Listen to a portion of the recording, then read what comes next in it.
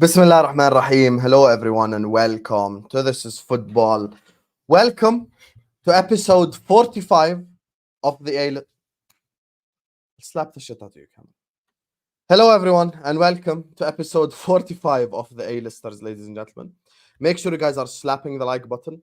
Make sure you guys are subscribing to This is Football if you're yet to do so. Big up to every single one of you guys.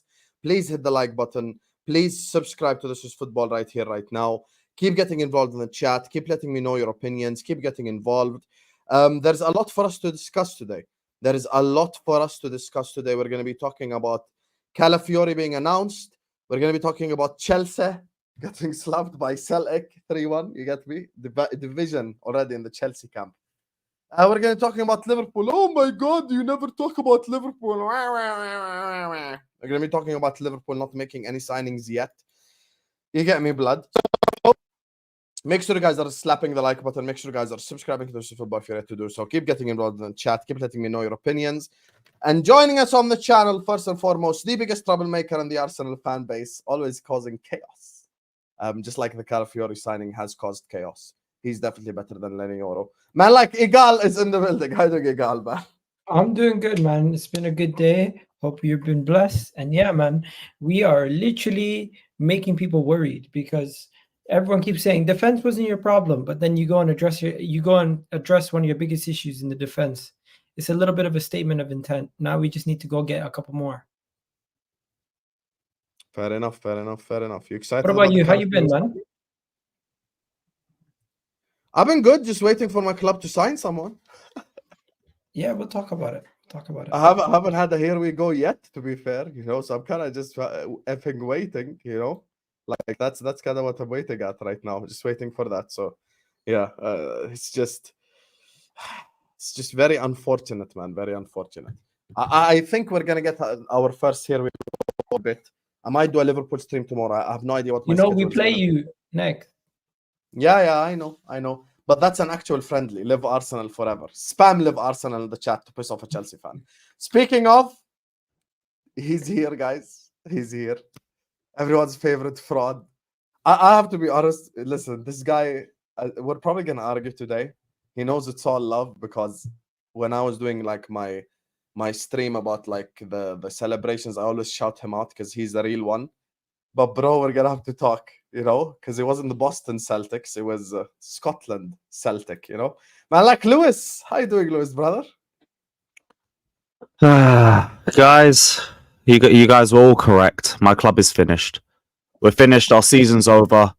We're getting liquidated. Bring Pochettino back. Sack all the players. It's all their fault. It's over. Our season's over. We lost 4-1 to Celtic in a friendly. It's done. It's all over. It's finished. But it is good to be back. Long season ahead. The road to 40 points continues again. It's the trilogy now. So you're giving up already? Depressing, man. It's just depressing. One second. I know you're joking, but you're giving up already on the season. Our season's finished, man. We got 4-1 Celtic. It's over. It's over. How are we going to recover from a result like this? It's finished. There you are. Your first game of the season. I don't know what we can do, man. There you are. Egal, we'll get to it. Let me introduce today... everyone's talking about, we're going to argue, we're going to fight. No, we're not. Like, you guys are all correct. Thank you. I appreciate it. I didn't realize it was going to be that easy, Lewis. I appreciate you, my brother. Joining us on the channel next, Grigs. Can we spam L for Grigs in the chat? Because he told us like 3 minutes before the stream, I have a night shift out of nowhere. Like, you don't know A-listers is on you. Fucking bozo. What a Euros qualification for Greece. Joining us on the channel, of course, is the man himself. On loan from Ahwa to A-listers today. Brother Ahmed is in the building. How are you doing, Ahmed, man? You good? Nah, I'm good, man. Big up, everyone. Big up. Thanks for having me on. Listen, shout out to the comment section. Shout out to the panels as well, man. Can't wait, man. Hey. Come on. Likewise, my brother. Likewise. Declan Rice's biggest hater online, eh? Yes, yeah, sir. Forget Declan Rice. Sir. That guy's a bum, man. To be fair, one thing about Ahmed is he owns it. He owns that he's a Declan Rice hater. Like, he's never denied it or anything like that. Like, can you explain to me why Kobe Mainu is in the 9th percentile for progressive passes? What? What's he waffling about? Egal. 1 second. Let me just do something quickly. Let me just introduce the stream. Let me just read the super chats and then we'll get there. Big up to my guy Mookie. Mookie, please check your Snapchat in a second because we're gonna be doing football bingo after this. I'll be going on Mookie's channel. Check your WhatsApp, my guy.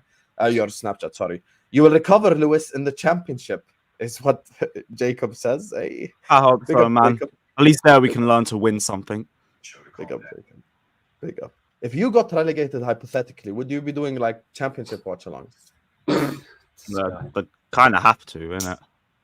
Part of the job. I think we get championship over here in the Middle East, but not every game. But we get like the big ones. Like when it was This Chelsea, they gotta get the championship sorted. We'll make that shit famous. Fairs. Deluded says it's not Poch in or out, Lewis. Just does not see the problem. The problem is the players, the clowns that run the club, not the manager. Poch was never the problem. Who are you going to blame, Lewis, you fraud? This guy was calling you out on Ahwa yesterday, by the way. So he's... Yeah, I clocked that. Thank you for the super chat and yet again living up to your name. It's good to see you having all that energy over a friendly. But yeah, you're correct. You're correct too. Don't worry. We're finished. You're correct. All of that. All of our players are frauds. All of that. They're crap. That was our starting 11 as well. That was the team that's the exact team that we're going to play against Manchester City, first game of the season. Yeah. We'll talk about it when we get to the Chelsea section. I want to start with Calafiori first because he was announced. Ed says, Hussam, please play the Egal lineup clip. What Egal lineup clip? I have no idea what he's talking about. Why are we counting Champions Leagues? Let's actually go through a combined 11. Courtois is injured, so I'm going to go David Raya. They don't have a left back of quality, so I'm going to go Zinchenko. Center back pairing, I'm going to go Gabriel and Saliba. I don't think any of their center backs are better than ours. It's a toss-up between Carvajal and Ben White, but I'd rather have Ben White. The midfield, Declan Rice is a defensive midfielder, no debate. Jude Bellingham is also in, no debate. And it comes down to Modric or Martin Odegaard, and I pick Martin Odegaard. I think Vinicius has been poor this season, so I'm going to go Rodrigo, Saka, and Gabriel Jesus. Let me know what you think. Egal, was you actually being serious or was you fishing? That's the clip right there. That clip is horrendous, man. That's the clip right there. And mod Becky, for God's sake. Since you want Becky to be modded so much, are you willing to put your money where your mouth is, Ed? Because I like how you're like, Ed, you're my guy. You're my guy. Me and you speak off the stream. Since you want to be the knight in shining armor for Becky so much, drop a 50 piece and I'll make her moderator. How about that? Drop a 50 piece right now, 50 USD, and I'll make her a moderator. Just because you said that shit. Happy now, Ed? Now you've put yourself in a tricky situation, so you can hold that. Anyway, I just want us to start with the Arsenal section before we get to the Chelsea stuff. Deluded, stick around. Jacob, Mookie, everyone who's talking about it, stick around. We're going to get there. Make sure you guys are liking. Make sure you guys are subscribing right here, right now.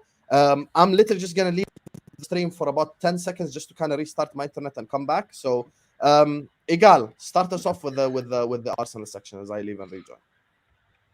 There you go. So yeah, you guys already know we pulled off the signing of Calafiori today, and not only that we've been after this guy. We've been after this guy for a couple of weeks now. You heard Fabrizio and all these guys talking about Calafiori.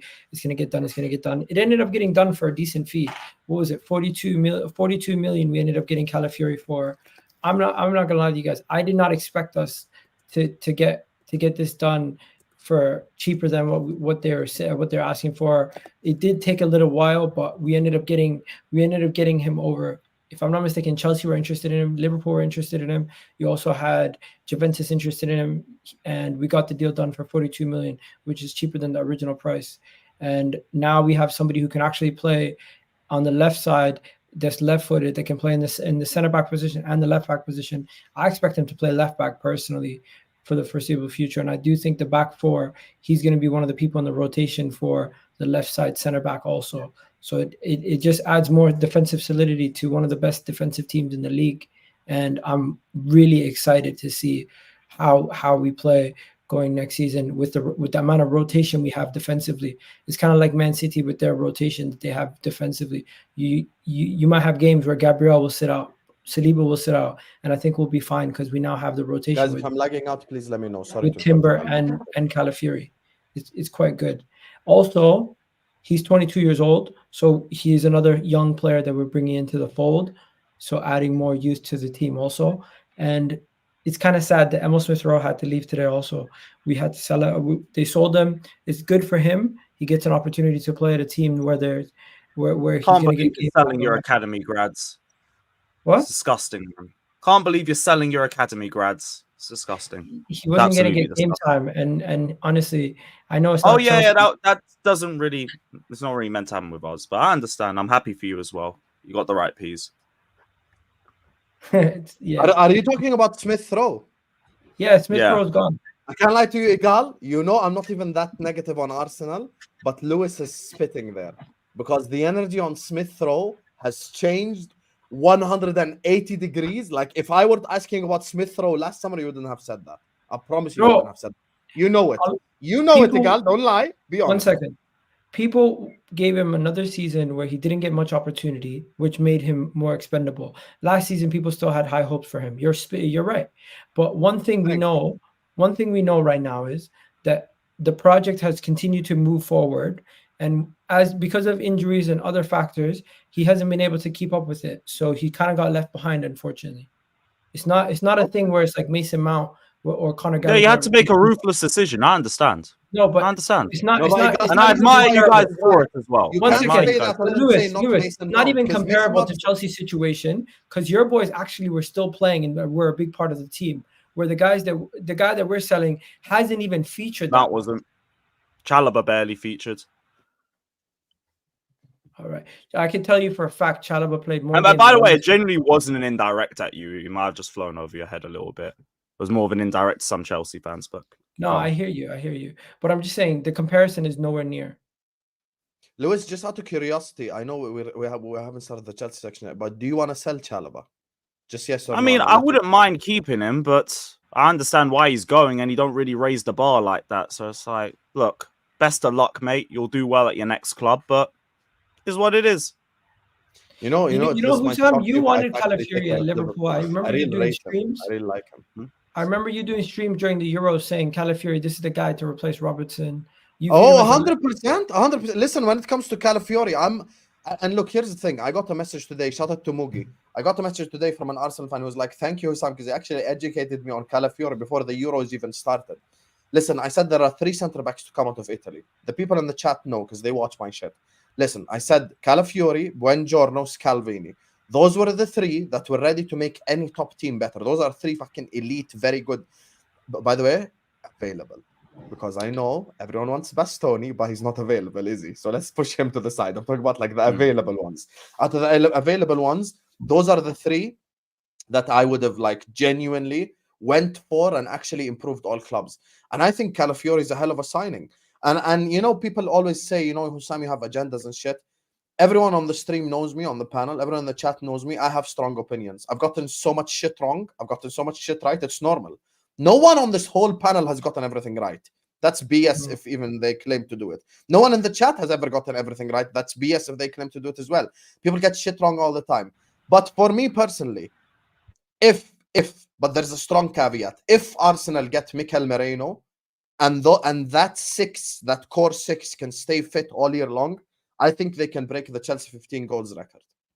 I was going to ask you about that. I saw the football terrace clips thing. Yes. You really think that can be broken in this day and age? If they stay fit, yes. And I'll tell you the reason. They already have the strongest defense in the league last season, based on the numbers, conceded the least goals. It's essentially 4 centre backs. So from a defensive perspective, it's locked in. Rice, you can criticize him, Lewis, and everyone on the stream can criticize him, but never for his defensive element, because defensively he's good. And if now you put Moreno next to him, if I'm being honest, who can actually break that 6 down? I'll say City can, because you still have to respect the fact that they're City. I'll say in a North London derby, because it's Spurs, they could probably score against them. I'll say the Liverpool game will be tough for them. So you might say like, okay, maybe 4 or 5 games in the season will be tough. But would it shock me if against like the bottom 10, they concede 0 goals, both home and away? No. Because we still have liabilities in the team. It's just full-on defense. I'm gonna Like, be still so have real. Zinchenko, I think the though. Premier League just has way too much firepower as a whole for that record to ever be broken. Records You're are asking meant to for be broken. I 15 think goals forwards back in less the day to are be better than now. conceded in a The full honest 38 truth, game season. it's way too early to be saying that. We have to be at least 30 games into the season to be making those kind of predictions. Because even early in the season, you won't be able to tell a goal record. It just takes one game to fuck that up. No, but here's the I thing. had City fans telling me that they were going to break it last season. They got to December and fucked it. I heard Liverpool fans that's going fair, Lewis. invincible, City I'm fans not going gonna die on invincible. the hill. I'm just saying if those six I know you can said stay could, and you had like a Could. bunch of caveats involved, but it's Sam, still there's just being one thing very though. unrealistic. If we ever play, But the one thing if we ever play one thing I Zinchenko, agree with Lewis that's on never is happening. the forwards back in the day were actually better than now. Like the Chelsea one, even if Arsenal do it this year, I'll still say the Chelsea one is more impressive because in the Chelsea era, every team had a fucking at least one good forward. Like who's the modern day Andy Johnson? Mateta? No, but I hear all of this, right? But that still doesn't change the fact that nowadays it's just a system thing and the individuals as well. Like the team that we had in 04-05, I think we scored 78 league goals that season. This last season, I think that would have had us in 8th for the most goals scored in the league. And that was a team that won and broke numerous records, which shows how much has changed from a goal scoring perspective, which is why I just don't see that ever being broken. Broke the Champions Not unless League the record quality a of the couple league years ago. drops. 1 second. What? You broke the Champions League record a couple years ago. So Yeah, but that's even what, like recently- 12 games? You're I know, comparing it to but 38, bro. 4 goals. I know, but that's a much smaller surface of games. I get that, but my point is, even in the modern era, there's still goals. Defensive records are being broken. So I'm not saying we're gonna do it. I just think with Zinchenko still in the team, we still have a liability in our defense that could get us caught. But overall, we are going to be up there. We're going to be memorable. And I think the main thing is, I don't care about the goal tallies. As long as we win the goddamn league, I don't give a shit how many goals we concede. As long as we win the league, we could have the second best defense and still win the league, like City did last year. I think I hear it. Like that should be the be all and end all. You guys just got to just stop the talking and win some trophies this season. Yeah, I hear it. Yeah, and you know what? Until we do that, people have all right to continue to criticize. But right now, when it comes to the signings, we still need a midfielder. If we can get Fabian Ruiz and Moreno, that sets us up for 2025. We don't have to do as much business the next season because we could get Fabian Ruiz on loan on top of getting Moreno for 20 million. By the way, just to clarify something, because this is important to clarify. If they sign Zubimendi, I don't think they'll break the record. Because Moreno, we're not signing Zubimendi. If in comparison, Zubimendi. Listen, if they sign someone who's not a tank, bro, I would genuinely I want Moreno at Liverpool so badly. That guy is a tank.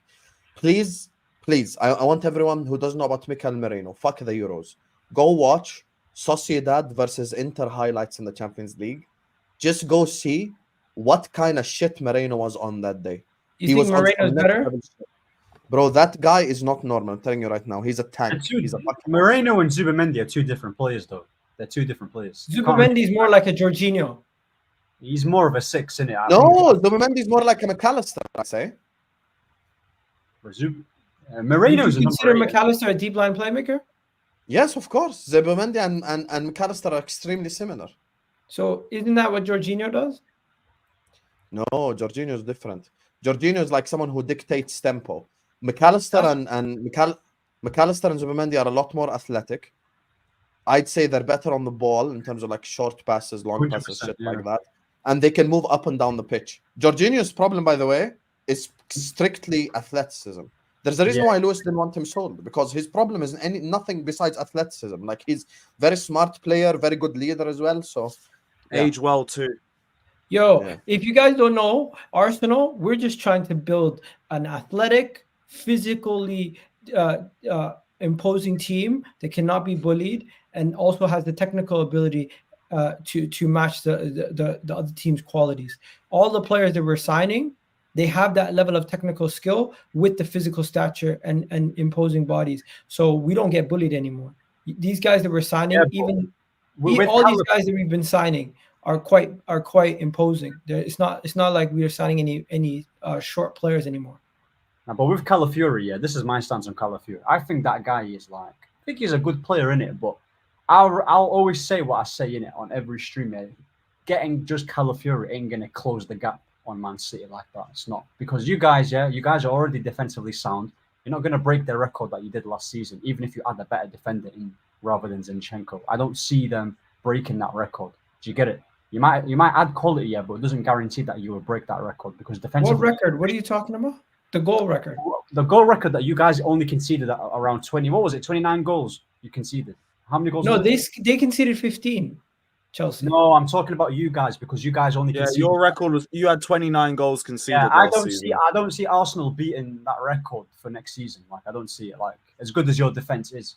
Do you get it? Why? You think we were lucky last year or something? I'm not saying you were lucky. I just don't see you being as defensively as good as you was last season. I don't see you getting better in the defensive department. I think we're definitely going to get better defensively. No, I think we're definitely going to get better defensively, because I watched all of our goals back recently, and guys, we were conceding some silly goals to the likes of West Ham, Aston Villa, where it was just our left back gave the ball away, and they're easy mistakes that you can just get rid of. It wasn't all like the team had a screamer or they played the ball from the front to the back to just beat us. Sometimes it was just the left back lost the ball in a dangerous situation, or he was trying to pass it into the midfield and it got taken off him. Or even against the West Ham game, Zinchenko passed the ball to tried to pass it out across his own goal. The player kicked it back in, and then the guy slotted it into the net. Sometimes you're just unlucky. And I think Calafiori is going to be a fantastic signing for Arsenal. And I think we only get better defensively. If you question our offense, maybe, but defensively, I think we're going to be good. Do you have any worries about if Calafiori needs time to adapt to the league or anything? I think that the thing is, he's not pressured into being a starter week in, week out from the beginning. Arsenal, we can ease people in because we have such a good squad right now that he might not have to play the first couple of games. Timber can play the first couple of games. You could even have Tomiyasu play if he's fit. He's not fit right now. Calafiori could play if need be, and Zinchenko can play if need be. We have so many players who can play in his position at this moment in time that he will get eased into the team. We will not put him in the firing line right away. Makes sense. So that won't be an issue. I wouldn't be surprised if you don't even see him start the first couple of games, because Arteta is going to ease him in. Yeah, you know what? Also, there's two things I want to call out though for Arsenal. Number one, that people are now talking about Calafiori like he's some shit player. He ain't shit. I think Calafiori is not the guy that you should be selling. Zinchenko is the guy we want to get rid of. Yes, the problem is there's not many people wanting him. The second thing is, before Arsenal went on like a 4-5-6 game run where they started beating teams by 4-5-6 goals, bro, people were talking about their forward line position. Lewis knows this on Back Again. We were talking about like Ivan Toney probably every fucking week from the start of the season till like January. And to be honest with you, I haven't changed my energy on Arsenal, because look, Arsenal cannot go into season and talk about, oh my God, if this and if Martinelli this and if Martinelli that. You need to have something ready and just have a forward line player. I think Arsenal need a forward line player. Look, Calafiori is 1/3 of the job done. Now you get a Moreno next to Declan Rice, so that improves you as well over there. You get a forward line player. I think Arsenal will win the league, but you need a forward line player. But understand, the window is not close to being done, in the sense that we don't expect everything to be done July 29th. I think there's still some outgoings like Eddie Nketiah, Reece Nelson that are going to happen. And with that happening, it could open the door for Victor Gyökeres. It could open the door for another winger to come in instead of Victor Gyökeres. But those are the two attackers we're speaking about. But right now, everything's about the midfield. It's about Moreno. It's about Moreno. Everything's about Moreno. So what do you need in the midfield then? What position you need in the midfield? A left-footed midfielder that can play both as a DM and can play as an 8. And Moreno's that guy. So you need a new DM. Is that what you're saying? No, not a or DM. A backup DM. No, that's not what I'm saying. I'm saying somebody who's left-footed that can play both positions.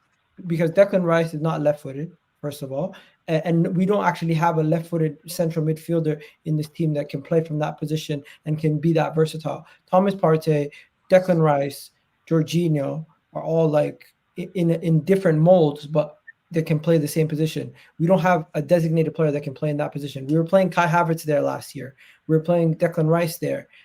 Since Granit Xhaka left, we really have no left-footed midfielder that's playing on that side. So you need a box to box. If you want to count Odegaard, but he's not really the 8, he's the 10. I think Arsenal is going to be very interesting next year. We should see exactly what happens with them. But I think this is a step in the right way. By the way, the reason why like we can't expand on the Calafiori shit to the umpteenth degree is because we've already spoken about Calafiori 500 100 times, yeah. That's the thing. So I want to move on to Chelsea as well before we just before you move on. If Arsenal don't sign a striker, but we sign another winger, like a Eze or a Pedro Neto, you still think we're not good? Our attack is not enough. That's still not enough. That's not enough. Eze is like that hybrid, you know? Like Eze is a hybrid, like not really an 8, not really a 10, not really a left winger. He could kind of operate that whole space, like. But he plays his best football in the middle. Yeah, and he's a bit more creative as well. And Neto gets injured as well, so. And Neto's made from Weetabix, I was about to say. So there you go. Let me tell you something. My club loves the shit out of Pedro Neto. That's a guy that like Michael Edwards has. He's like Jota 2.0. Yes, but the problem is he's made from Weetabix. I don't like him. I wouldn't want to like him. Okay. No. Okay. What about this? So Jota's made from glass. Weetabix is like my thing is, I hear you guys, and I personally would like a striker, but there's a lot of rumors saying that the club is not going to sign a center forward. They're just going to sign a forward player that can play either right wing and be more covered. Yeah, but if you sign a winger that can score goals, it's the same shit. That's because Arteta's Jesus and just a goal scorer, if anything. That's why. Because that's why we were looking at Nico Williams, but it's like he's Wages. not leaving. Look at it He's this not way: leaving. if you had Saka on one wing and Palmer on the other, or Saka on one wing, Mo Salah on the other, you probably win the league. I'm hoping, because we're gonna get Moreno and we're gonna bring in Calafiori, that left side. Last year left side was a problem. Usam, you probably watch a lot of our games also, and I don't know if you guys know, but we spoke about that left side being imbalanced, the team being imbalanced a lot last year. This could be the thing that fixes our defense. Yeah, but you can't do it. The only thing I disagree with you on is you can't live your life based on if Martinelli cooks next season, because if it's he not doesn't, about if. it's pointless. It's not about if. It's the system will now be more set up to get the best out of whoever's playing in the left side, because the left side nobody had support. Let's be honest. Kai Havertz in the left side and Zinchenko on the left side. You're already worrying. It's very attacking, but you're worrying. You're being forced to defend more. By the way, on your point earlier on, I think all three of us with you on the panel are in agreement. Listen, bro, if you sign a goal scoring forward, it doesn't matter. Whether it's striker, left wing, right wing, wherever. As long as he scores goals, that's what you need. But you don't think it's a worry though, they're not getting a 9.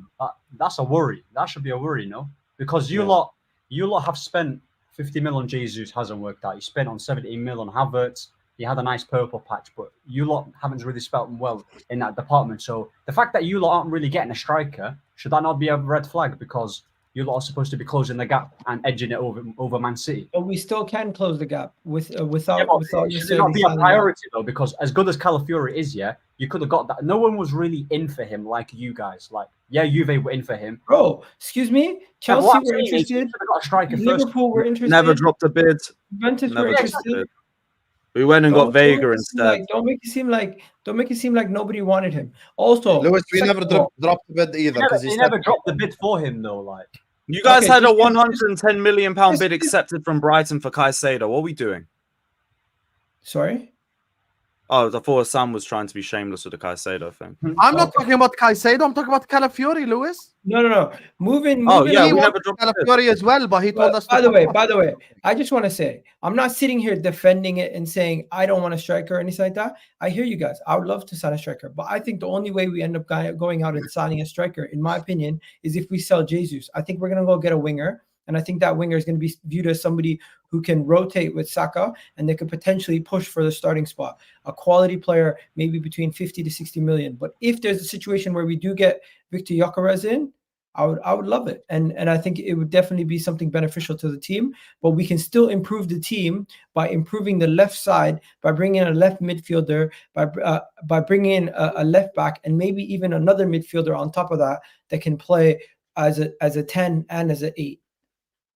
So 2 midfielders. If I would say the perfect window would be 2 midfielders and 2 midfielders, Calafiori and a forward. That would be my perfect window. Fair enough.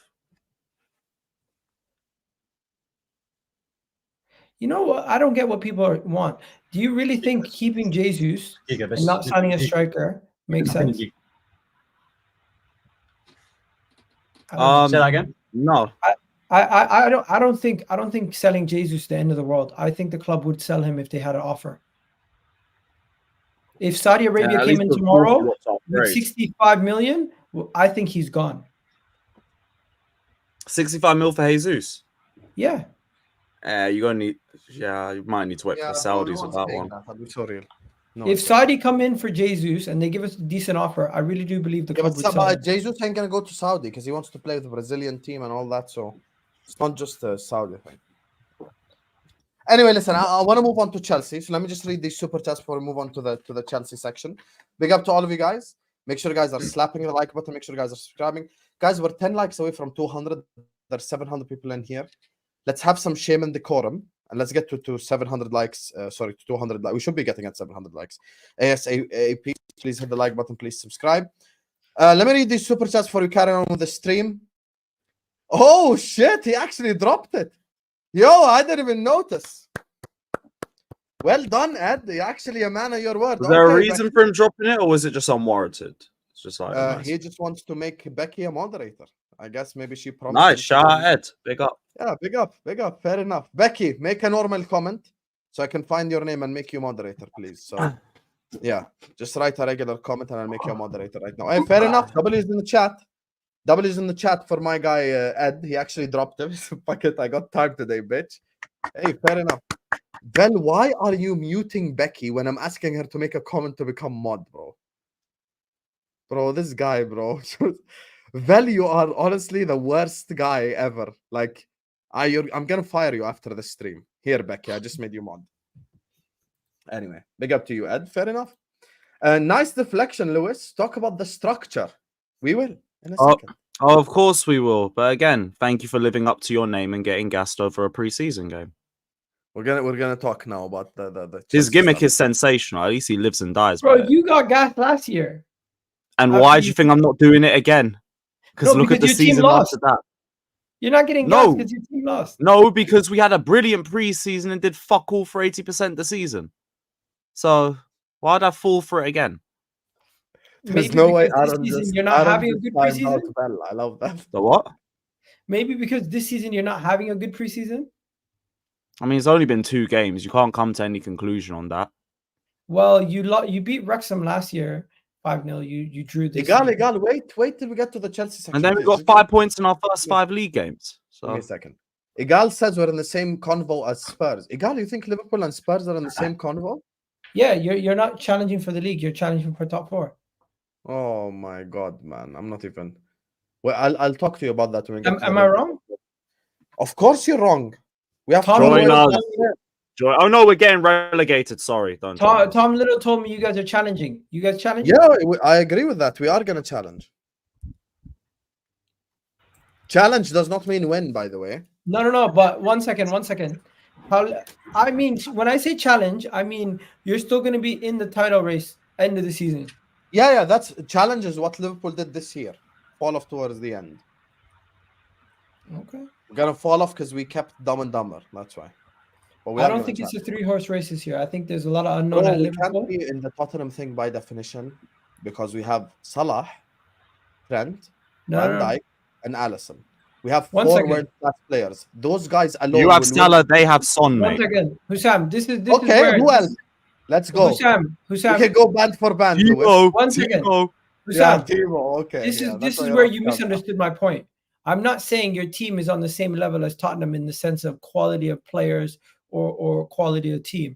I'm just simply saying if you guys are not challenging for the league in the sense that you're not one of the teams up there challenging for the league for the majority of the season, then you're the rest challenging for top 4. No, but I don't think that's gonna happen. I think we will challenge for the league, but we'll fall off. But we will fall off. I think Liverpool will sign either Camavinga or Chouameni. Both can't play at the same time. Yeah, and I think I'm gonna sign Rihanna as well, brother. You know, there's a lot of things we can think. Me and you both know that shit ain't happening. You know, I appreciate the thought though. You know, big up to you, Yak, all the way from Norway. I appreciate it, my brother. You know, but there's a bigger chance of me ending up with Rihanna. Big up though. I'll make my judgment after the transfer window closes, is what Sean says. Hey, fair enough, fair enough, fair enough. We're not coming in second, by the Hope way. you're good, Sean, as well. I foresee Arsenal downfall. I'm calling it. Remember, BIG, no problem. I'll write your name down, and if You Arsenal can do call have it all downfall, year. It's not happening. shout you out. Shout you out. Chelsea signing another Brazilian kid. Did you sign He's another one? Argentinian, Got isn't my he? dopamine. Yeah, we're dropping a bid for, I think, Gabriel Mech. I don't know who he is. I don't know where he plays, but cool. Another generational So the Brazilian. Bowleys are still Todd Bowley's still doing this thing where whenever you guys lose, he signs you a player. I mean, it's Igbali in Clear Lake, but it looks like it. What do you mean? Todd Bowley's not involved no more? No, they're the majority shareholders, in it. Told you, Oh, Bowley's so the you don't even minority address Todd shareholder. Bowley anymore. Egal, There's no Bowley's the point. face. It's a Clear Lake thing. You gotta look at Clear Lake, not Bowley. Yeah, Bowley's just the face. He's like the media guy. This mini Chelsea meltdown has whet my appetite for the season. We will be there. Ha ha ha ha ha ha with the duck emojis, which you guys have to do. For the how colour. long Please leave us before- alone.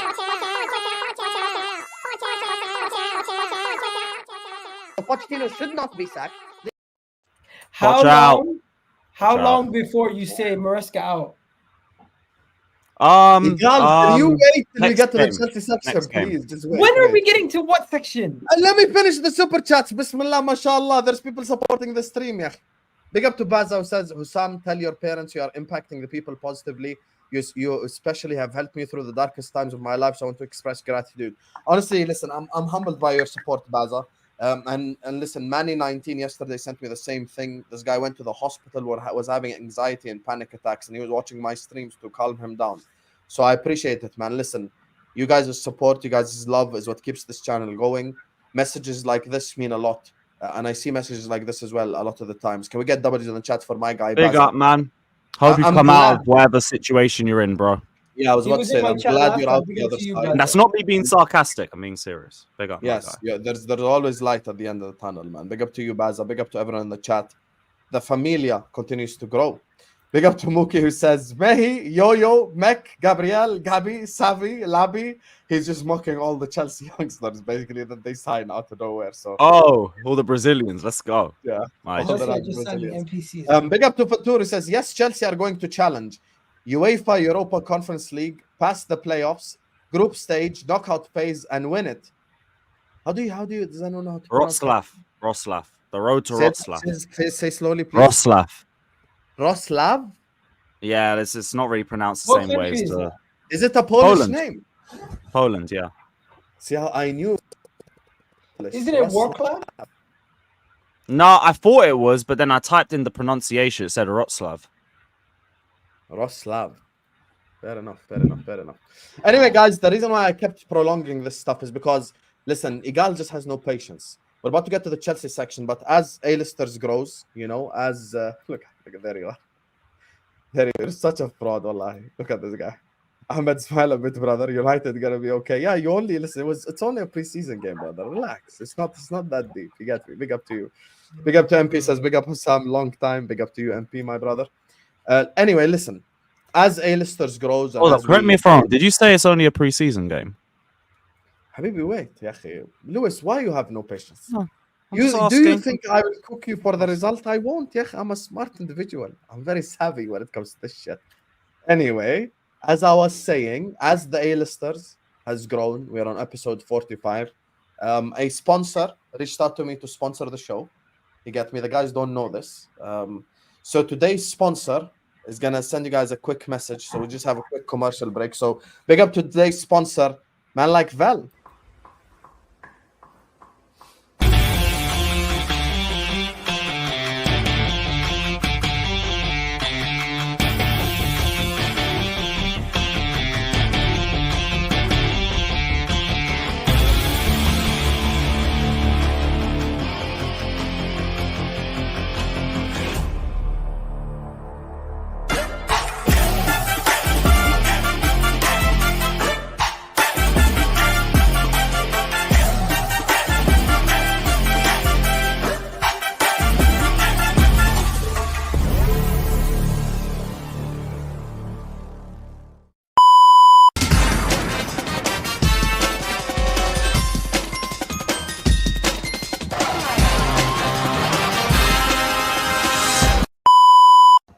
Speaking of 1-0 Celtic. Oh, Just we like can see that. that. Yeah, like that. It's probably not his fault. I'll Fuck off, see you that. dickhead. I disagree. Not really. The jinx strikes again. They fucked us up. It's all good, Sensational. guys. It's about the friends you make along the way.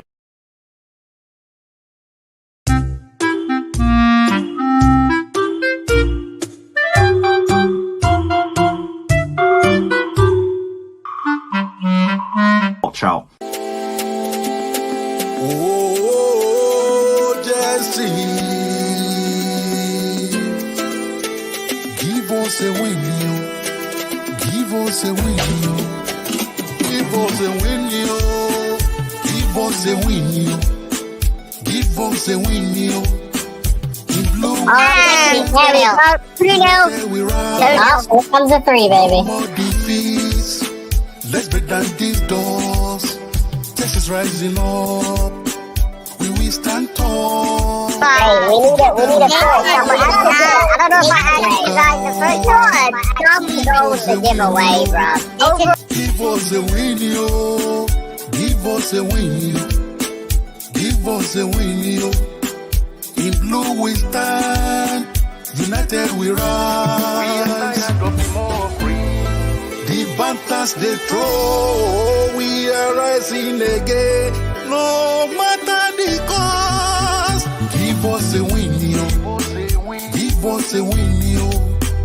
In blue we stand. United we rise. Funny behind. Oh my No, god. he can't. Oh my god, 4-0. Oh wait, what do you mean the foot? Oh wait, through on goal. Through on goal. Yep. Under the leg. Not under the leg. I called it. He called it. He called it, bro. Give us a win, yo. Oh my. Give us a win, yo. In blue we stand. United we rise. We are faithful and true. With open hearts, we will push through.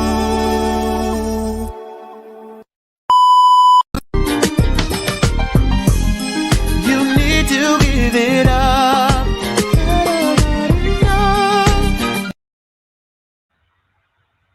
What a tune. What a tune. Listen, It's always Big great to up hear Val, that. man. Big up Val. Val, doing good. Val continues to be the biggest asshole on YouTube, man. Big up Val. Lewis, What? talk to me, brother. Talk to me, brother. Talk to the people. Chelsea Football Club. So like I said earlier, our season's over. We're getting relegated. Everything's in the mud. I've watched 2 games of Enzo Maresca and we're finished. We're absolutely finished. We will never recover from a result like this. All the players are frauds. All the players aren't good enough. We spent $1 billion on nobody. We might as well just rip up the whole project again and just bring in 25 more Brazilians. And yeah, road to 40 points, a trilogy, man. Road to 40 points, a trilogy. You guys are all correct. We need to bring back Maurizio Pochettino because he had a sensational defensive record with us. And like you can clearly see how much we've struggled ever since then. And yeah, what a terrible game. Shout out Mark Hiu, though. Shout out Nkunku. The only 2 real bright sparks. I thought Vega was pretty decent off the bench. Everybody else, not good enough, and we're on our way to the championship. QPR away next year. Let's go. Up the Chelsea. Thoughts now, Lewis, without the sarcasm. We get your real thoughts, please. No, but I thought what we're going to do is overinflate the whole game and everything, so I'm joining in with you guys. I want to get in on the fun. No, I'm not going over. How do you know my opinion before I've said anything? Well, it's what I expect. It's what I expect. Sorry, so, no. Are we going to talk honestly about the... We're going to talk honestly about the... Okay, cool. Yeah, okay, so... Talk about it honestly. Yeah, of course. So, obviously, terrible game of football. We got cooked by Celtic from basically the 5th, 10th minute onward and never really recovered. Now, I do believe the whole thing with Celtic literally starting their Premier League campaign next week plays a part, and them also being under a manager that they've had for a year because they have a clear understanding of their system. Whereas with us, they're just going into a new style of player under a new manager. Half the squad's already unfit and trying to build up fitness and sharpness. This was going to happen. Well, maybe a 4-1 shouldn't have happened, but we were going to have a really difficult game, and we were probably going to lose it anyway. In the grand scheme of things, it doesn't really mean too much because this team is still trying to understand Maresca's style of play, but it was a mess. Let's not get it twisted. It was a mess. Like, we pushed way too many players far forward. And like Maresca even said in the press conference after the game, when we don't have the ball, we're way too high up the pitch. And with Celtic, it meant that they could literally just pass through us with 2 or 3 passes and they're already through and on goal. Because with the amount of players that we push forward, there's just a gaping hole between the midfield and the defense. We were getting cooked on the wings, both defensively and offensively. I thought the likes of Noni did pretty well with the 1v1s, and then again, the end product was just awful. But the defenders as well, mess, absolute mess. But I feel like it all comes with them just trying to understand Maresca's structure, and like they've been doing this for 2 weeks. I'd rather we get exposed now. I'd rather we make these mistakes now rather than make them in the start of the Premier League season. So, yeah, like no one was good except maybe Hiyuen and Kunku. We got bopped off the park by Celtic. First half, they literally were walking the ball into the back of the net. First goal comes to a bunch of space on the wing. I don't know if it's James or he who should have been marking the goal scorer, at least getting tight to him. But he had enough space to build a spliff. Easy finish for him, and he took it pretty well. Second goal is like a clinic in ball watching. Mudryk, Badiashile, Fofana, all ball watching. Sanchez doesn't go down to dive for the low-driven cross. Second half, I do think we improved defensively a little bit in the start, and then we just have a complete bozo moment between Badiashile and Sanchez for the third goal. And then we can see the fourth one straight after that. Noni gives the ball away on the press. Tosin's ball watching, and I think Sanchez gets nutmegged. All in all, an absolute fucking mess. But I'm not doing the whole panic stations like half this fan base is doing, because why are we making any definitive conclusions off preseason when we all tried to do that last season and our team sensational, we're going straight to the top, and then we played terrible football and we were 11th in April? I'm not doing that. I'd rather you make the mistakes now. So, yeah, terrible game of football. We move. Now, with Chelsea, yeah, banter aside, with Chelsea, that these guys, like, the thing is with Maresca, going from Poch to Maresca is 2 completely different managers, isn't it? Like, one plays in a certain way, the other one is trying to do something different. So, of course, it's going to take time, yeah? I just think that, personally, when it comes to their transfers, what Chelsea are trying to do in the window, they're not really helping. Like, I know they signed a Danish goalkeeper, and I don't know who else they signed. I don't think they've been... Jorgensen, Dewsbury Hall, and Tosin. That's about it. Dewsbury Hall is a good player. He knows how... He's already managed him. I just think they've not really been that ruthless in the market for like better players. I look at that Chelsea team. I rate their midfields. I think Lavia is a good player. Caicedo is a good player. I think they're lacking a lot in the wingers, because for me, Madueke and Chukwuemeka and Mudryk just aren't great. I saw Sterling come off the bench and he was absolutely shocking. Yeah, that guy is, I don't know, man. I don't even know what he's doing. How he's on 350 a week is crazy to me, yeah, because that guy he's not really free wage structure. Yeah, the wage structure is not good. But yeah, Nkunku is good. I think he's a good player, but I think they need more, man. Like obviously they got Palmer, yeah, but they can't be just relying on him all the time, if that makes sense. Because like on the left and on the right, you need new players there. But yeah, as a whole, defensively, Badalish, I just think that Pochettino's style of football has kind of hindered some players when it comes to their physical attributes. Like they're starting to get loads of injuries because when Lavia was at Southampton, he comes to Chelsea and then he's injured for the whole season. I think the way how he plays is very demanding and like it's just on the front foot. So yeah, man, it's going to take time, innit? But plus, it's like a bunch of players that need to get into an even bigger level of sharpness. Exactly. Like it's not just Lavia, it's Nkunku, Chukwuemeka, James. They're all out and they all played.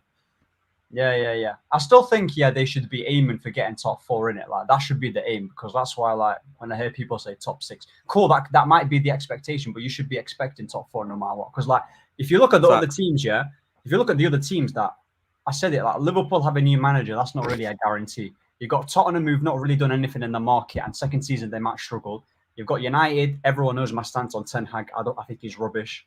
Arsenal and Man City are the only exception. Other than that, you should every team that's below them should be getting that 3rd or 4th position. That's up for grabs for anyone. So that's what I was saying. Yeah. I'm not dropping from that either. Top 4 trophy, nothing else. Otherwise, big questions. I think Chelsea suffer from a quantity. They have a quantity and a quality issue. They sign a bunch of players, but I don't feel like they're the quality of level that they would usually sign under the previous ownership.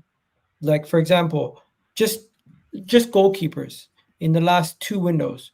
You're signing a new goalkeeper now. If I'm not mistaken, last season alone, you signed Robertson and Petrovic from New England. Sanchez. You signed Robert Sanchez and then you signed Petrovic. How do you pronounce it? Petrovic.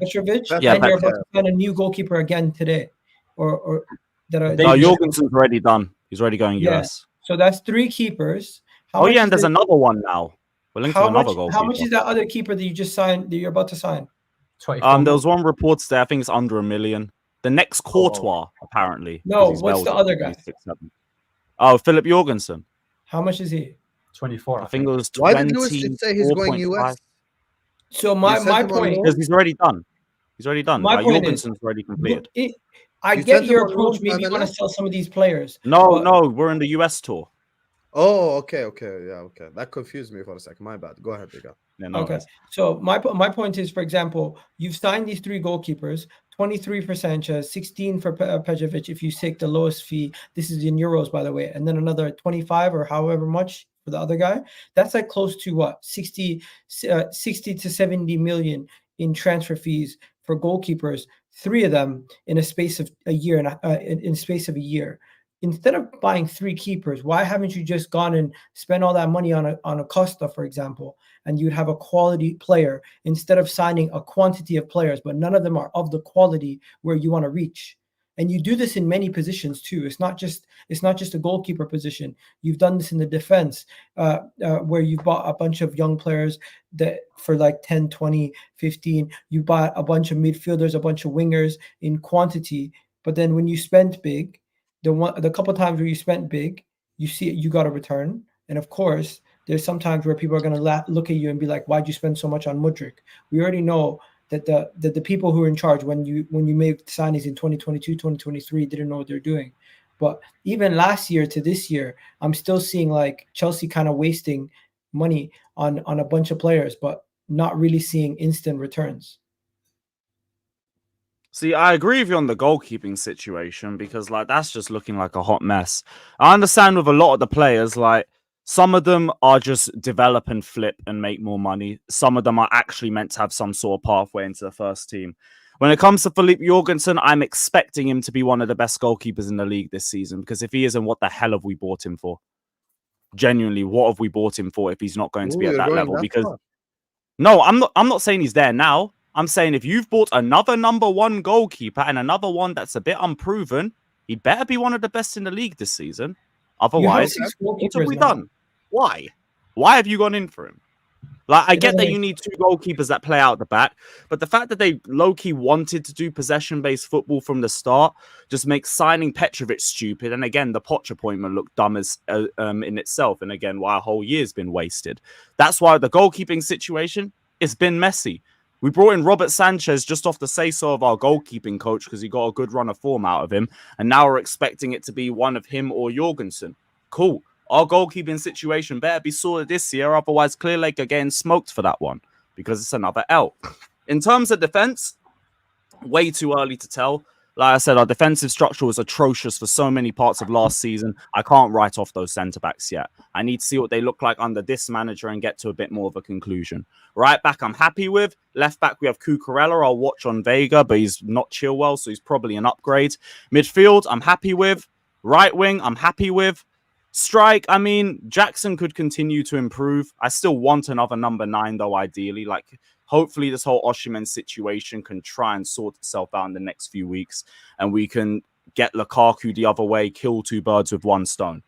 But we do still have Jackson. We do still have Nkunku. My only real question marks in terms of our squad building has been goalkeeper and left wing. Other than that, like, I feel relatively comfortable to confident in every other position.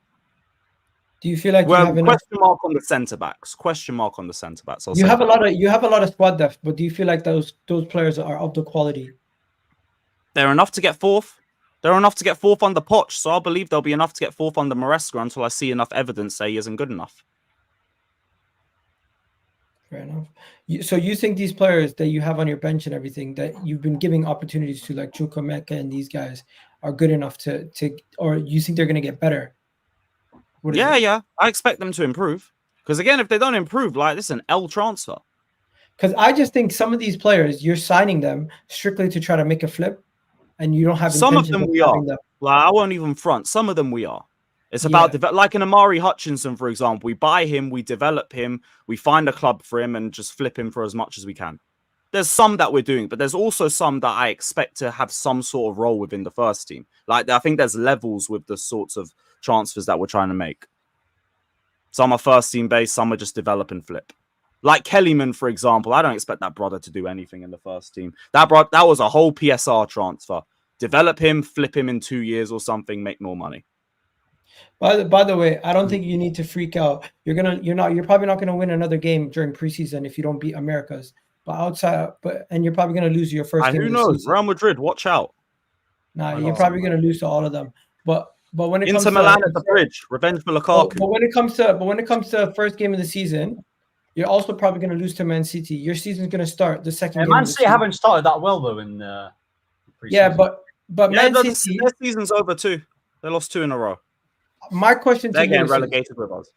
Lewis, Man City just won 4 in a row. You have an easy start. You have an easy start to the season. Doesn't apply to a lot of Chelsea fans when it's us and we lose a game. So why should it work for City? They lost 2 Listen, games. For me, I'll tell you my thoughts on the Chelsea thing, and it has nothing to do with the result. Whether you lost 4-1, 6-0, you won 5-0, the overarching point for me is the same. Maresca's gonna even if Maresca's gonna be successful at Chelsea, it's gonna be successful in the long term future. It's not going to be successful now. And that for me is where me and you disagree, because I don't think in the short term, I think the short term goal should be Maresca, implement your system, and let's see. Like, wherever he finishes, as long as it's, it's style of play that you want to play going forward, and it's like it gets you maybe results here and there, but it doesn't get you results here and there, because that's Pep ball. That's kind of Pep's ideology, if you would like. Pep's ideology is get the style and the system implemented first, and the results will follow later. So like that's basically his situation. So whenever Pep goes to any team, we saw it with City in his first year. He was doing like left center back with Kolarov. Like he was just doing all sorts of shit. So he was kind of doing multiple different things to try just make sure that the system is implemented, the style is implemented, the way is implemented. And when it comes to Chelsea, there are too many unknowns. There are a lot of players coming back. We don't know what their level is going to be. And the level of expectation for me on Chelsea, I completely disagree with what Ahmed said. I don't think it should be top 4 in Conference League. Conference League, by the way, fair enough, because actually the quality of teams in that league is actually shit. So you would expect Chelsea to win it. Let's be honest now. I dare them get knocked out. I dare them. And there is no thingy, and there is no like teams dropping from the Europa League as well. So only in the qualifying rounds, like the playoffs. So like, Ajax, please, I want that away day. But other than that, nothing to worry about. Yeah, so other than that, there is not really that many, like, there isn't like any competition. But when it comes to the Premier League, look, you're going to get games in which this shit happens. Like Celtic 4-1 Chelsea might as an example, be this season Brentford 3-1 Chelsea, Brighton 2-0 Chelsea, whatever it is, as a concept, as a theory. Like, you know, you're playing a high line because it's the way Maresca wants to play ball, but then Tosin loses the ball at halfway line. You end up conceding the first one. You're going to try get the equalizer, but then they score the second on the counter-attack. Shit like this can happen. And for me, I'll say this to Lewis's face, and I've said this before 100 times. This isn't like new opinion of Hussam. I think Chelsea is the least patient fan base in the league. Like out of the 20 teams, 100%. 100% by far the least patient. That's why Lewis, first of all, calls out his own fans to begin with. Maresca could be. There's people losing their shit in preseason. Oh so yeah, like I you. was even gonna argue it down until I saw this game and I saw all the fucking bullshit about one friendly. It's the same like... people losing their minds in preseason. What do you think is gonna happen? First game of the season, if you lose to Man you know City. what the worst part is? I'll agree with you to an even further point because this fan base isn't ready. Well, sections of this fan base isn't ready for slow possession-based football. It's boring. It's not end-to-end like Poch ball last season. Let us go on a bad run of form and try to play this level of football. The whole of the Matthew Harding end will turn immediately. It'll be like Sarri's season all over again. But that's them, and that ain't me. I backed Sarri to the end. The only managers I wanted out was Potter and Poch, and I even regret Potter because he got given a shit squad. No, but the thing is with Maresca, yeah, like I think, yeah, as long as you can see your manager implementing a style of play, and then let's say the players are the ones that can't do it yet, then that's a quality issue, not a coaching issue. Do you get it? So then you can upgrade in the transfer window. That's the problem with managers, yeah. They always have to die by their principles and always like play their football no matter what. Do you get it? So if he's doing that and let's say you're losing 4-2 or big scorelines, because let's be honest, when Klopp first joined Liverpool, I know I'm not saying he's as good as Klopp. It's just an example. He joined Liverpool. He had players like Sacco and Agger and Nathaniel Klein and all them players, and he was losing 4-3, 5-3, 6-3, and whatever. Yeah, but he still played his system no matter what. So. We'll see what Maresca can do. I don't think the squad is bad. I think the squad's decent. There are some players that can suit the system. There are some players that I don't think will be able to adapt because with Maresca ball, like you need players that can think fast and have good decision making. And when I look at their wingers, yeah, they're too reliant on pace and they don't really have that quick thinking. But we'll see. He might change it. He might not. Who knows? But yeah. Noni, I think, might be able to try and click onto it a little bit. Like he's looked promising enough that I could give him a bit more. Mudryk, I need to see a little bit more myself from you. You made like 1 or 2 chances in the Celtic game, but overall not really good enough. Big up North but side. yeah, the left wingers, that's where the real question marks are, and the goalkeeper. But we'll see, because I still think we can go for top 4 in the fact that it's never been consistent. And it all just depends on how quickly they can understand this style of play. It might take a bit longer than we thought it would, but I even said when Maresca first joined, he needs to be allowed to make mistakes.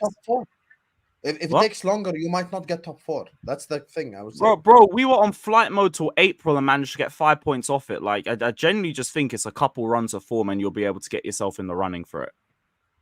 No, but I think that's last season. This season, implementing style and system takes time. I'm not saying you're going to lose every I agree. game. But it depends on how long it takes with that as well. Let's say it does take like a month or 2. That's still just a month or 2 into the season. So, if come December, if your team is not in the top 4 hunt and you guys are sitting like 8th, 10th, like you guys were last year, I really do believe a big portion of your fan base would flip on the manager. Yes, I agree with that. It just depends whether Bowley and Iqbali and these guys succumb to the pressure. Facts. Because how many managers is it? They won't. He'll get the whole season regardless. Same thing with Poch. They gotta keep face. Yeah, because Poch was sitting in 11th for quite a long time as well, or 10th or whatever. So I don't see them. Yeah, but that's the thing that didn't make sense to me. If you were gonna sack the guy, why didn't you sack him when he was 11th? It made more sense then. Because they wanted to see the whole season and then have a big meeting about it at the end. And I also believe like they just couldn't sack another manager mid-season after Potter. It would just been the worst look on them as a whole. So they had to just relent and stand by him. Because I agree. They could have sacked him like 15 times before they actually did. You wanted him sacked 15 times. Yeah, he did. Yes. Yeah, I did. And Lewis... And even I still thought the timing of it was a bit... Oh, you did it now. Lewis, are you giving Maresca the entire season no matter what happens? No context. No, because then you're asking me to speak without context. Like, we'll see what the season goes, but I highly doubt I'm going to be Maresca out at any point this season. Besides the Lukaku type interview where he disrespects the fans. Which one? No, I'm saying the only context I'm saying is besides something that he says verbally that's fucked up, or he does something fucked up, just based on his football and his team performances, if the team's not playing well, would you be wanting the manager sacked anytime this season? I mean, if it's just a bad run of form, are you willing to give him a whole year to learn? I've already said I'm willing to allow him to make more initial mistakes than Poch because he's an inexperienced manager and he needs to be able to have those growing pains. But I mean, it all depends on the season. Like if we lose our first 15 games, for example, no, we might have some conversations, but it all depends. Like I can't say that now, and then let's say we've lost 36 games or something. Like, why are you Maresca out? Like, no, it all depends on the context, but I doubt I'll be Maresca out. To say Maresca out, man. No, I'm not trying to get him to say Maresca out. Oh, so many people are waiting for me to say those words, bruv. Are you Big going up to give him LG in the chat as well.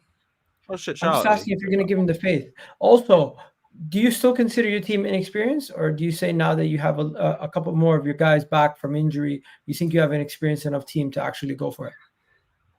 I mean, like overall, like the majority of these players have now had a year in the Prem, so the only inexperience is maybe inexperience to the system, but in terms of the Premier League, like not really as much. No excuses, then. Yeah. I want top 4 in a trophy. Like that hasn't dropped, and that probably won't drop. Fair. See, that's the thing for me. That probably won't drop. That's like the danger zone for me. Because, listen, I know you rate this squad highly, but this implementing the style and system is going to take you some time, and you're going to have losses along the way, and it might not be like... Here's the thing. Ainge is in his second season. So everyone in Spurs already knows what the fuck Ainge is going to do. That's the thing. You know, they make 1 or 2 signings, they improve that team. Man United, in my opinion, is the least, like... We've got no style of play. Yeah, there is no question mark because everyone knows exactly what Ten Hag is going to do. They've been with him for the last 3 years, you know, so everything is just crystal clear for everyone. So the continuity of those 2 clubs as well makes it like more of the manager's fault if they fail. Like from what's their name, bro? From Ineos perspective, they're like, listen, we gave Ten Hag a chance. If he fucks up next year, we're going to sack him. You can't say shit. We gave him an opportunity. Now we're going to wait and see. Spurs, I think Spurs are doomed to fail as long as Daniel Levy is running that club. But what I'm saying is... Tottenham. It's just part of the culture. Yeah, they're in the second season. Aston Villa is going to be really interesting. How they cope with all the shit they got going on. However, one thing I will say about them is they are being serious because they're the club with the most signings this window. I think they've signed the most players this window. So they're Villa flying under the radar again. Yeah, they're kind of moving shit around. So, like, with the inconsistencies, at the end of the day, top 4 race is an inconsistent race. So it's not inconceivable that Chelsea got top 4. But for me, at the same time, it's not inconceivable that they finish 8th. Like, both things could happen in the running of implementing a style and a system and player mistakes here and player mistakes there. And if Enzo Maresca is the manager going forward, it's also about which players survive this year. Meaning, at the end of the season, you go like, okay, player X, player Y, player Z cannot play this passing system, and they need to be moved on.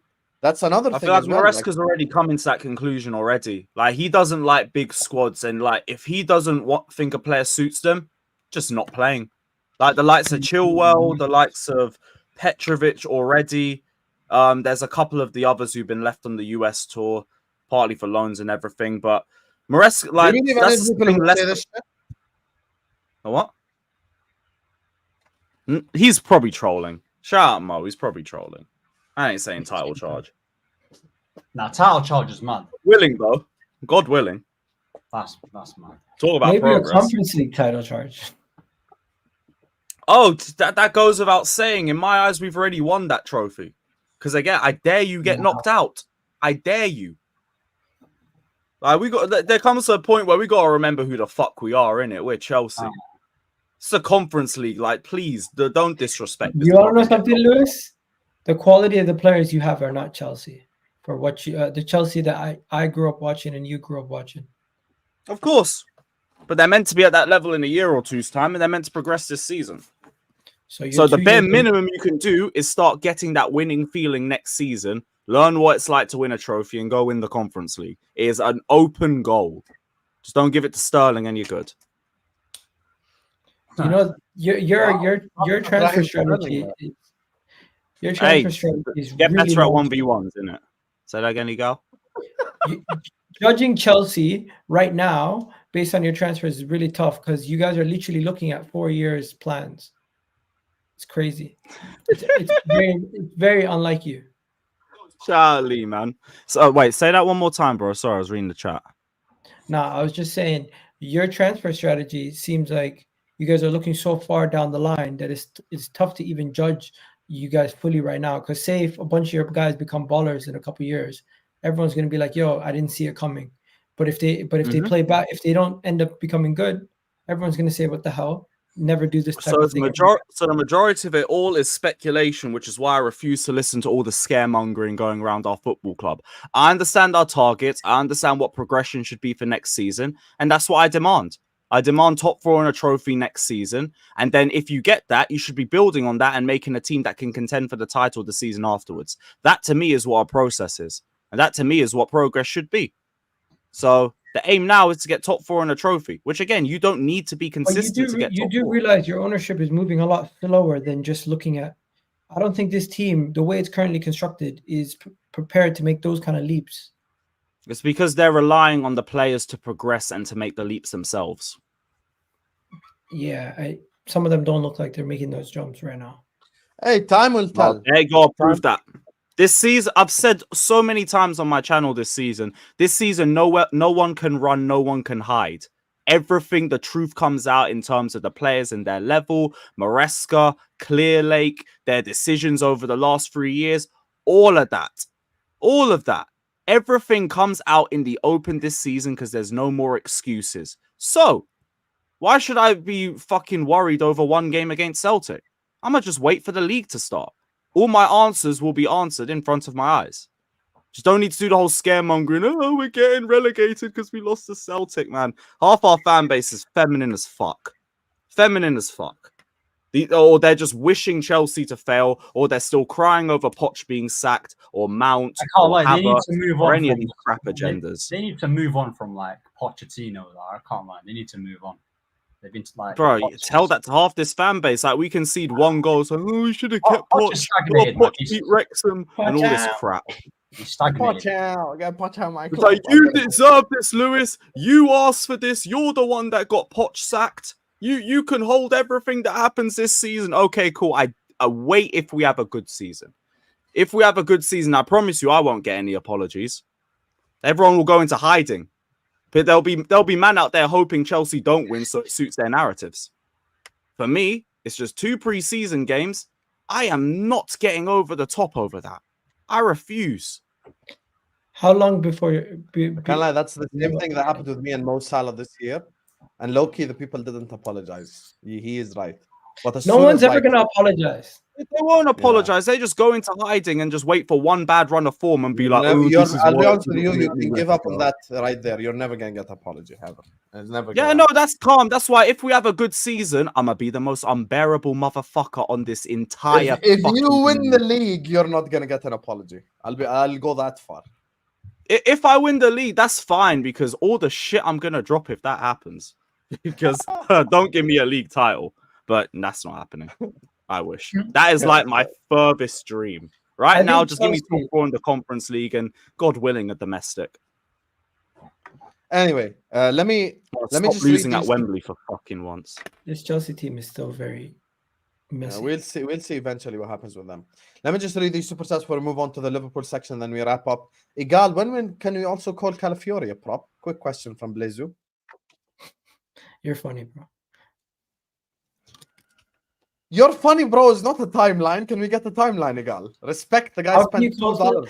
We haven't even seen him play. At least watch the guy play for at least a year before you start making jokes about flops. Have you watched him at Bologna, by the way? Egal. I watched him for the Serie A and I watched him a couple of times, yeah. All right. We'll see, man. We'll see. Certain Chelsea fans are moving like big frauds. Too many contagious diseases. Give me a domestic cup and a Conference League. Bun it. No, but I don't think you can win both. I think you win Conference League strictly on He one. wants- I mean, we can win both. Well, It depends on the run. run. Yeah. Just don't buck City. Stay the fuck away from you lot, and we're all right. If you get Man United like from 2 years ago, run and remember Charlton, Fulham at home, shit like that, then you can win that shit. Give me the run I had last season. Middlesbrough and Blackburn and all them lot. Wimbledon. Wait, you want us in the final again? Oh, I didn't think that one through, did I? Fuck. Oh, yeah. You know what? I'm not here for the ending. Fuck that. I'm good. Just saying. Just Pot saying. stacks. Just saying. Yeah, okay. Pot stacked had a bunch of shit. Why mad at concerned fans for not coping blindly? It's the other side. Because it's 2 fucking games. We haven't even got our whole first team back. They're literally learning a new style of play under a new manager. That's why, because it's fucking stupid. And half of these lot were the same people flip-flopping over Pochettino all season. So as soon as we get a good run of form, you man will all just be back on the Maresca madness train. Not listening to it. At what point in time do you think it's okay for them to melt down? Once the league starts. Because then points are on the... So you're going to lose to Man City anyway. Well, like Man City, I'll be real. Like, if we lose like 1-0 or something and these men are flipping, like, have some shame. But like, at least then points are on the line. At least then we've had 5 or 6 games together in about a month. Then I could at least hear it a bit. This has been 2 weeks. These men are already moaning. Like, Nobody it's really so cares about stupid. preseason. If people are getting... tell that Yeah, I Marcus agree. That's Sunday. why, if you notice, I haven't said anything to Lewis about the result. I'm speaking generally. Only if you're playing against the other team, you can banter them. I'm not gonna banter you over Celtics. Like it's nothing. I'm just talking about Fair play. style. That's I'll be it. real. Not I result. expected more. Fair play. Why is Chelsea going for a 4th? You expected me to make fun of you for losing to the Celtics? Yeah, I you expected me to as walk well. into some fake cooking and everything. Especially when I saw the Velvet edit. I No. saw you on El Hour. You're like, me and Lewis are going to fight tomorrow. I'm going to cook him. To be Hey, fair, your words. yes. I did say that, but you didn't even say anything wild, to be honest. So I can't Alright, fight cool. something not He wild. came here, he owned up to it, That's so it's right. fair. Yeah, he just said, "Listen, we played like shit, but it's preseason. Who gives?" And for the likes of Actually, Deluded, low-key, I even went decided- into the structure, so I hope you're happy. I hope you're happy. I have a bunch of Maresca quotes too. If you'd like me to bring that up as well, my friend, feel free to super chat if you want. Why is Chelsea going for a 4th keeper? I think this is the thing that Lewis has criticized the most, the keeper situation. By far, the thing he's criticized the most. Because that one. No, but the- Don't on make the low sense. But key- Jorgensen better be it. He had better be it. Don't you on have the- that hashtag United keeper as well still? Fuck's Oh his yeah, name Teddy again? Kurd. I think we've sent him back on loan somewhere. On the low, Chelsea. And also we have got spent so much Bergstrom, money. who please get rid. Get Chelsea rid. have That brother, spent so much I can money on, feel a like, the split in the time it 33rd. takes him to dive. They've spent so much money on squad players. Like if they just would have took all that money and bought a quality player, they would have a much more stronger team right now. I think they're just backing like the majority of those players developing, making more money. I just don't really know what the idea is after that. Will you get more kids and try to flip them? I'm just expecting that there is a core group of players that we're keeping with the first team squad in mind. And then the rest you develop and you flip. And it's just another way for you to make money on the side. No, but surely Todd Bowley. quality over quantity would have made more sense if you're trying to win now. Doesn't seem like they're trying to win now if they're not signing quality.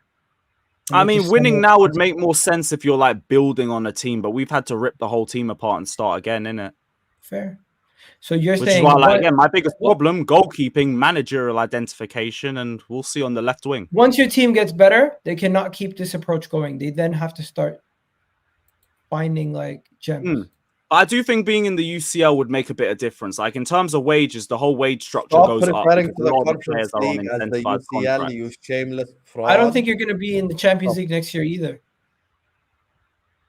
Shit, then, because that's my aim. Get back in the UCL this season. Should have been last season. I don't think you're in a better situation than Liverpool, Spurs, or United right now. You still need United, I could argue, are in a better situation. Spurs will always be Spurs, so like it just really Yeah, with depends United, on the how- only thing that's holding us back is just the manager, in it. That's it. you still have a bloated Once you squad. get rid of Ten Hag, like I think I'd probably. That's think the what I'm same thing. saying, bro. Ten Hag's the only one that's holding us back, really, because our team, first 11, ain't really as bad as people are making out to be. So with None of United- our first 11s are that Different bad. coach will get more out of the players. It's all about the coach. That's what I'm saying. That's what I'm saying. It's actually Not mad. Oli. One second. Really like me on. Fourth is Villa, I call it now, is what MP says. Big up to you, MP. Yeah, That's these what guys I'm are saying. serious. He's saying Chelsea's in phase one. How they in phase one? Because they sacked the manager. I guess. They're in But yeah, phase trust one the every process. year. The fuck? Hmm? You guys are in phase one every year then. That's why I've been cooking Clear Lake for their manager identification, because we keep doing this shit every year. And that's why Maresca had better be the guy. You gave him a 5-year contract. I You expect see to win that? the That's league what with you him. want us to do. You want us to sack the manager every year. Who, you guys? Yeah, that's what you want. Well, more because like you guys got to win a trophy. Are you talking and about everything, Lee? but you got another year to Yeah, do it. in the chat. Go on, you got You another do year know to if do I it. send Lee the link, he'll hop on now and it'll become a whole Arsenal fight. You Yeah, know that. Hey, I'm too tired for that. bring him over. You know Bring him this. over. I'm here for that. So if you want to call out Lee, just know he's going to DM me asking for the link. So don't complain 20 minutes from now, oh, I have to sleep or any of that shit. You're going to have to fight. Bro, So I be want to talk careful. to you about Liverpool. Hey, I wanna won't sit be here and going talk about anywhere if Arsenal. that's the case. Be careful. I'm telling you right now. Because Lee will message me, yo, send me the link if he keeps. I'm telling you, right, this is going to be a whole ass fight. So I'm just saying. Ahmed, thoughts on the new 100 stadium? He Crazy said he'll level. come on now as well. Bro, I'm not here for that right now. You're not here for what? Do you want to fight or no? Just Come tell on, me. Egal. You can't be running away from it. Come on. If you want, I will send Lee the link right Hey, now. You know, he'll hey, fully Sam, you fucking promised hop a fight on El Hour yesterday. We can still get it. Let's go. Shout out Lee. Pull up. Listen, he's just gonna talk about 1972, bro. It's no point. Allow it. on. That's my guy, but wallahi, let's Hey, not do them this. fighting words. Those are fighting words. Those are fighting Let's words. allow it, You know bro. what? Let's get ones in the chat if you want Lee to come on. Let's just get ones in the chat if you want Lee to come on. Ones in the chat. What do you think, Ahmed, of the new stadium with the revenue and shit like that? 100k. Listen, bro, it's about time, man. That stadium gets flipping, bro. I'm happy with it. I'm happy with it because the thing is, yeah. Listen, I can't. Everywhere I go, yeah, they just pull out that flipping rain. You know, the floods, bro. Like you see that everywhere. So listen, it's about time we improve the stadium. Do you get it? But yeah. By any chance, is this the rains and floods you're talking about? Is this the? You're so funny, man. You're so hilarious. Is this the rains and floods you're talking about? Any chance? Listen, bro. Listen. That's What? mad. What? There you go are. There you are. Look at that beautiful stadium. Look at Cat's moving like the bloodline. We Look got at that ones, beautiful bro. stadium. Now, because I'm pretty sure we have the most, like, I think it's around 75k we have. So if we bring it to 100k with the revenue as well, because when it comes to I've messaged Lee. Listen, if you want to come on and send him the link. Big African Cat says no, Lee. There you are, African Cat. There you are. That's one of Egal disciples right there. Cat, you're vouching for Egal, yeah? Okay, let's fucking go. Let's go. You wanna you know what it is? I feel like we've hyped it up so much at this point that like he actually has to come on now. He has okay. I'll send him the link. So he said 1 minute. He's gonna be here. So Egal, listen, I told you, don't open up the can of worms. You fucking opened it up. Now you have to deal with the fighting repercussions. over Chelsea now. Funny.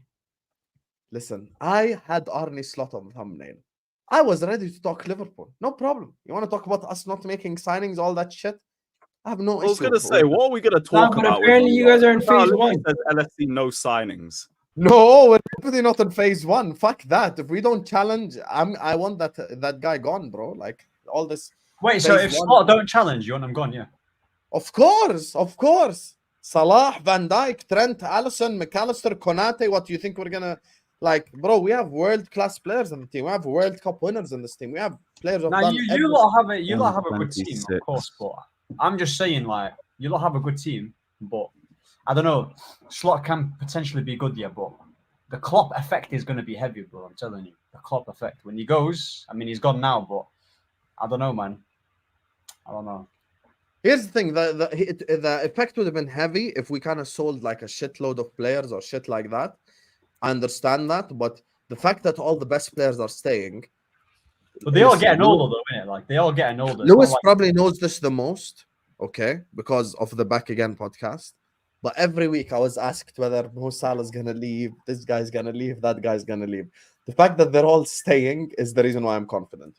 I'm not confident because we have Diaz. I'm not confident because we have Nunez. I'm not confident because we have any of these guys. I'm confident strictly, purely because of the world-class players that we have, and that's the honest, God-honest truth. So that's what I'll say. So for me, it's just about the actual ballers, because I know Mo Salah is going to win me 15 games a year.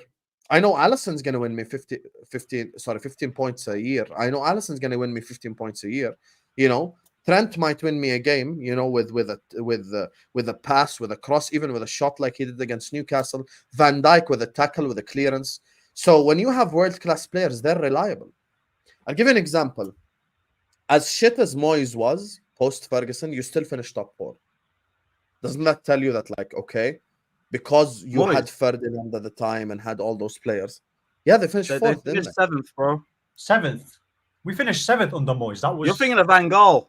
Van Gaal finished. Van Gaal is the one I'm thinking of. My bad. Van Gaal is the one that I'm thinking of. Yeah, he So, bro, like, Van Gaal was getting the best out of players that was so bad, like Tyler Blackett and and all them, Paddy McNair. yeah, that's the thing. That's the both thing with with Jackson. Van Gaal. Yeah, Van Gaal was doing wonders, bro, with that. He had such a poor team. Conte won the league as well a year after Mourinho. So shit is possible, like, at the end of the day, if you have... Look, we kept our core, guys. Like, that's the thing. We kept our core. And that's what's filling me with confidence. Guys, I've sent him the link. He said 1 minute. So I'm just waiting for him to come in so we can have the Lee versus Egal part 375. Bro, you said we're gonna be finished by 1 o'clock. Now you're gonna drag it. I'm gonna drag it. You're the one that called out Lee. How's Bro, this I my didn't fault? call out Lee, bro. You did. Forcing Did you it. not, Wallah, did you you're not call out forcing it. Lee? Wallah, How's this brother, my you're fault? forcing it. There's no. I'm too tired for this shit. There's no argument necessary. Man Then just who's came to on. say, then who's to say we're Man going to just came argue? on and said Chelsea's in phase 1, and I said Chelsea constantly sack their manager. They're still in a shithole. Just examples. Well, Egal, are it's we too in a late 'cause shit? you called him out. Huh? So you're gonna have to deal with it I'm now, guys. scared. I You have love, to I deal love with how it. He's people here gaslight now. shit. So You joining all us, love guys, on the drama. channel, you get me? Everyone's favorite Arsenal fan, you know, Mr. Standards is in the building, man, like Lee. How you doing, Lee, man? You good? Yeah, it would help if my lighter worked. But yeah, thank you for having me on. That one don't work. 1 second. So we have backups everywhere. See, we come prepared round Strength in here. depth. Let's go. Yeah, see, we're in phase 4, lads. I've got 4 lighters. We don't miss. That one don't work. I'm on phase 2. How are you in phase 2 when you just sacked your manager? Apparently. No, I mean, I have 2 I lighters. show you how many lighters I have. So I caught the end of the show. Yeah, I caught the end of the show where big up to everyone, by the way. Big up to everyone. Up the chat as well. But Egal, I want to ask you a question, right? Because you seem to have higher standards for every other club than you do Arsenal. Do I? Like Chelsea, but Chelsea have to win something this season. Oh, but Chelsea. I never said that. No. Listen, it was last season. Yeah, I'm going back to last season. Yeah, but Poch, you know, blah, blah, blah. And then when I'm hearing you talk here, I haven't heard you speak about Calafiori. I've obviously missed that bit and I haven't seen any of your talk on that yet. One thing I did hear you say on here is we've got to give him a year. You said that about 10 minutes ago. We've got to give Calafiori 1 year. 1 year for what? Before you call him a flop. Why would he flop? Because somebody in the chat was making a banter post. So one person rattled you? No, I was just responding to a super chat. The guy's super chat. Yeah, I think he was responding. Let me see if I still have. I don't have it in the thing, but so how long? Yeah, okay. Let me ask you this question then, right? Because me and Northside have already done this with you before on a show, yeah, right? And last year, at this exact time, roughly give or take a week or two, you said Super Duper Mick has to win a trophy this season going forward, otherwise it's a failure, and it's probably time for him to go. You then flip-flopped on that at the end of the season because apparently that key word now is context. Yeah, the context is he didn't win anything, right, for 4 years straight. 5 FA Cups ago, we won something. And you do realize, yeah, right, you do realize that when we get to Christmas, this guy's had the job 5 calendar years. And he's gone 4.5 without a trophy because factually we can't win one by Christmas, which is halfway to the 9-year trophy drought that we wanted Wenger out for. And by the way, halfway through that 9-year trophy drought, a lot of the fans wanted him out, probably including you. However, he had credit in the bank based off of doing invincibles, doubles, FA Cups, Champions League finals, etc., etc. What's this manager done, bro? And how long do you give him yeah, without any context, because the context is trophy or you've lost. So if you don't win anything this season, do you want him out? First of all, I don't want the manager sacked. And at this moment in time, I believe we will win the league this year. Now, if we don't win the league, I'm going to have to see why, and then we can evaluate it from there. That's such a politician answer. No, I was just going to say the same No, thing. that's the simple truth. Nah, but you can't, bro. You say we win the league every year, bro. What's going on? Every year is going to be we're winning the league. No, but factually, the last 2 years, we were in touching distance. We slipped up. These things happen. And these things happen when you're not good enough, Egal. Yeah. Oh, so Liverpool weren't good enough, but they continuously were getting 90+ points. Yeah, they weren't good enough. They didn't get over the line to win the league. However, I agree with that. Exactly? Thank you. And you're a Liverpool fan, and so will most Liverpool fans, if not all, in the chat. However, Liverpool, what they did take seriously was the cup competition, something that Super Duper Mick has binned off ever since he's got here and won one. No, they only recently started taking the Carabao Cup and FA Cup series. Early in Klopp's tenure, they didn't. That's factually incorrect. In his first season, half season, he got the job in October. He got to the League Cup final, and he got to the Europa League final. Daniel Sturridge, no, he didn't win it. However, I said he takes them seriously. I didn't say he'd won them. I said he took them seriously. So if he took it serious, 16-17, they made the semi-finals too. I think they got knocked out by Southampton. There you go. They beat Yeah, us we in did the that. semi-final after Minamino missed a sitter and Ben White laughed at him. Then Xhaka got sent off, and they got to that final.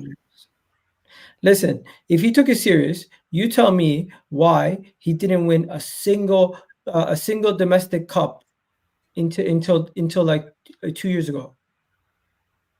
Says who? When did he win? When did he win his first domestic cup? We won the Carabao Cup against Chelsea in 2022. 2022. That's 2 years ago. 2022.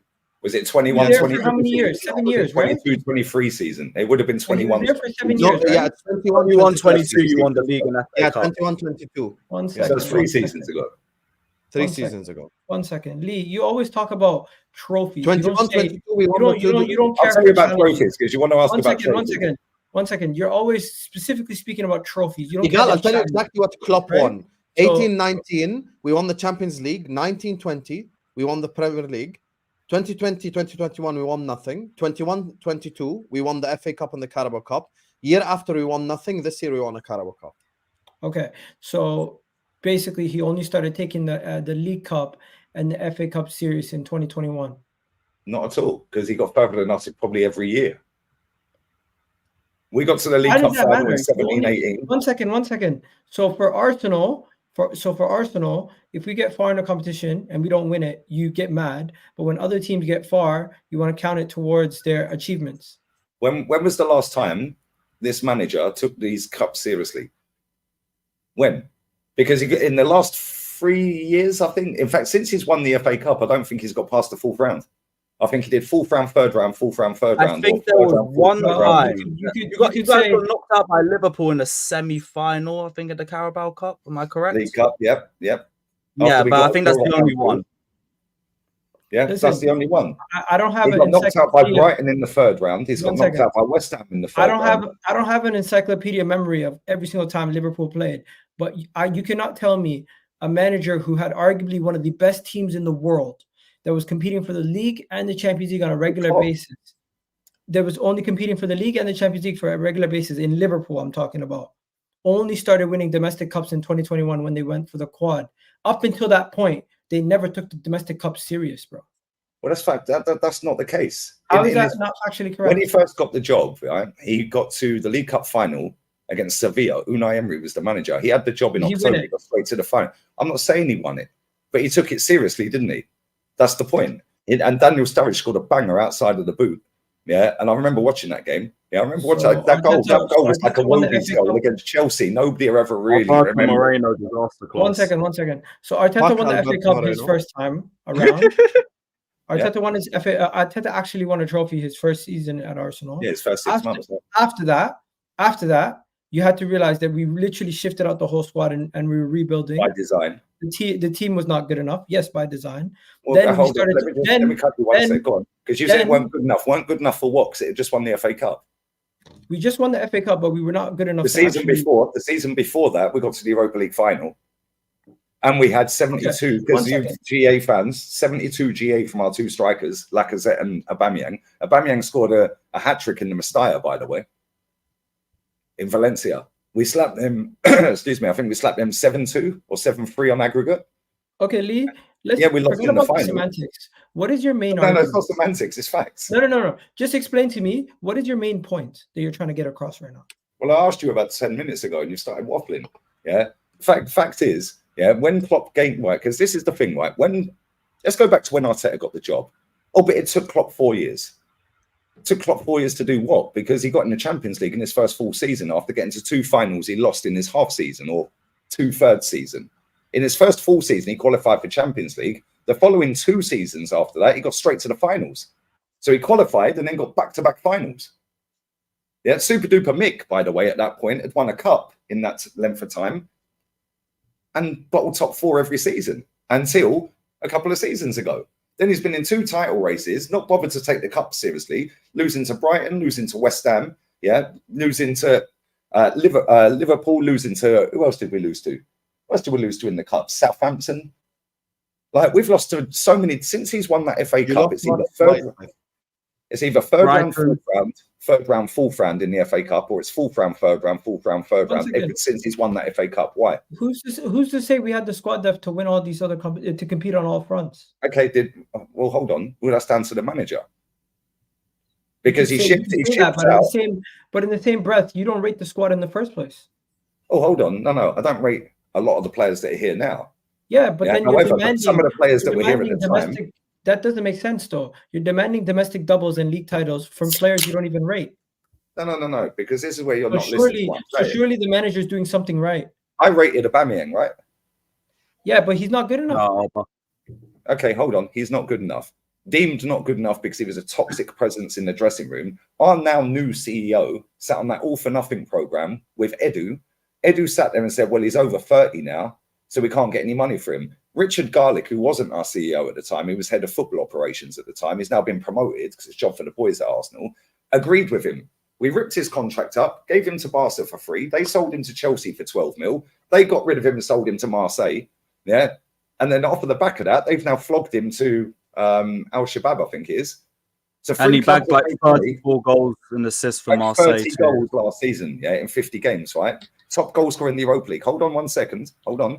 Right, that player is a player I rated. Is he better than Eddie Nketiah? Yeah. Thank you. Can't believe Jesus. Is he the ball in the back of the net, Egal, more than Jesus? Factually, yes. So Jesus is better than Eddie. That's irrelevant. Well, it's not. You said I didn't rate some of these players. Well, there's one I rated. It is the context. The context is the wages and the position that he had in the team. Kai Havertz is on a lot of wages, no? Yeah, ain't he on like 300k or something like that? Do you know we've got 17 players there? 17, probably more now because Calafiori's coming. He'll be on 100 grand plus. We have now factually got 18 players on our books with Calafiori on 100 grand a week or more. Can you name starting 11 and bench? Facts. Can I name them? I can name every single one of them, mate, because I've got facts. I've got facts for days. Yeah. Okay, what's the players that are over 100k a week? 1 second. I'll read it right out to you right now because this website. You said 18. With Calafiori, I'd imagine he's on more than 100 grand. Let's assume he's not, so it's 17. Yeah. Top earner. Sounds like it's the whole main team. I'll be so real. Right, so watch this. Here we go. Let's go. Right. So Kai Havertz, 280 grand a week. Well, we know that's actually correct, right? Based off of all of the reports, all of the stories that are out there, he's on 280 a week. Gabby Jesus, 265. Like this. 265, Gabby Jesus. Declan Rice, 240. Martin Odegaard, 240. Thomas Partey, 200. Bukayo Saka, 195. Saliba, 190. Martinelli, 180. Zinchenko, 150. Ben White, 150. Ramsdale, 120. Well, we know that's correct. Jorginho, 110. Tierney, 110. Eddie, 100. We know that's correct. Tomiyasu, 100. Gabriel Magalhaes, 100. Reece Nelson, 100. That's 17, by the way. You said This That's is what why I I'm said. so I mean, glad we're implementing a yeah, wage it's structure 18. because fuck that. no, that's 17. You said 18. Well, now adding Calafiori, is he going to be on 100 Oh. grand? I'd imagine so, off a 40 million quid deal. Because the Okay. players that we've actually got that are under that, So And can I Jacob- exclude the guys that are going to leave also? well, Jacob Kivior is on 58 grand a week. Urian Timber's on 90 Palmer's grand a on week. less than Trossard's more. on 90 grand a week. Fabio Vieira's on 45. Smith Rowe's just left on 40. Cole Hines on 10.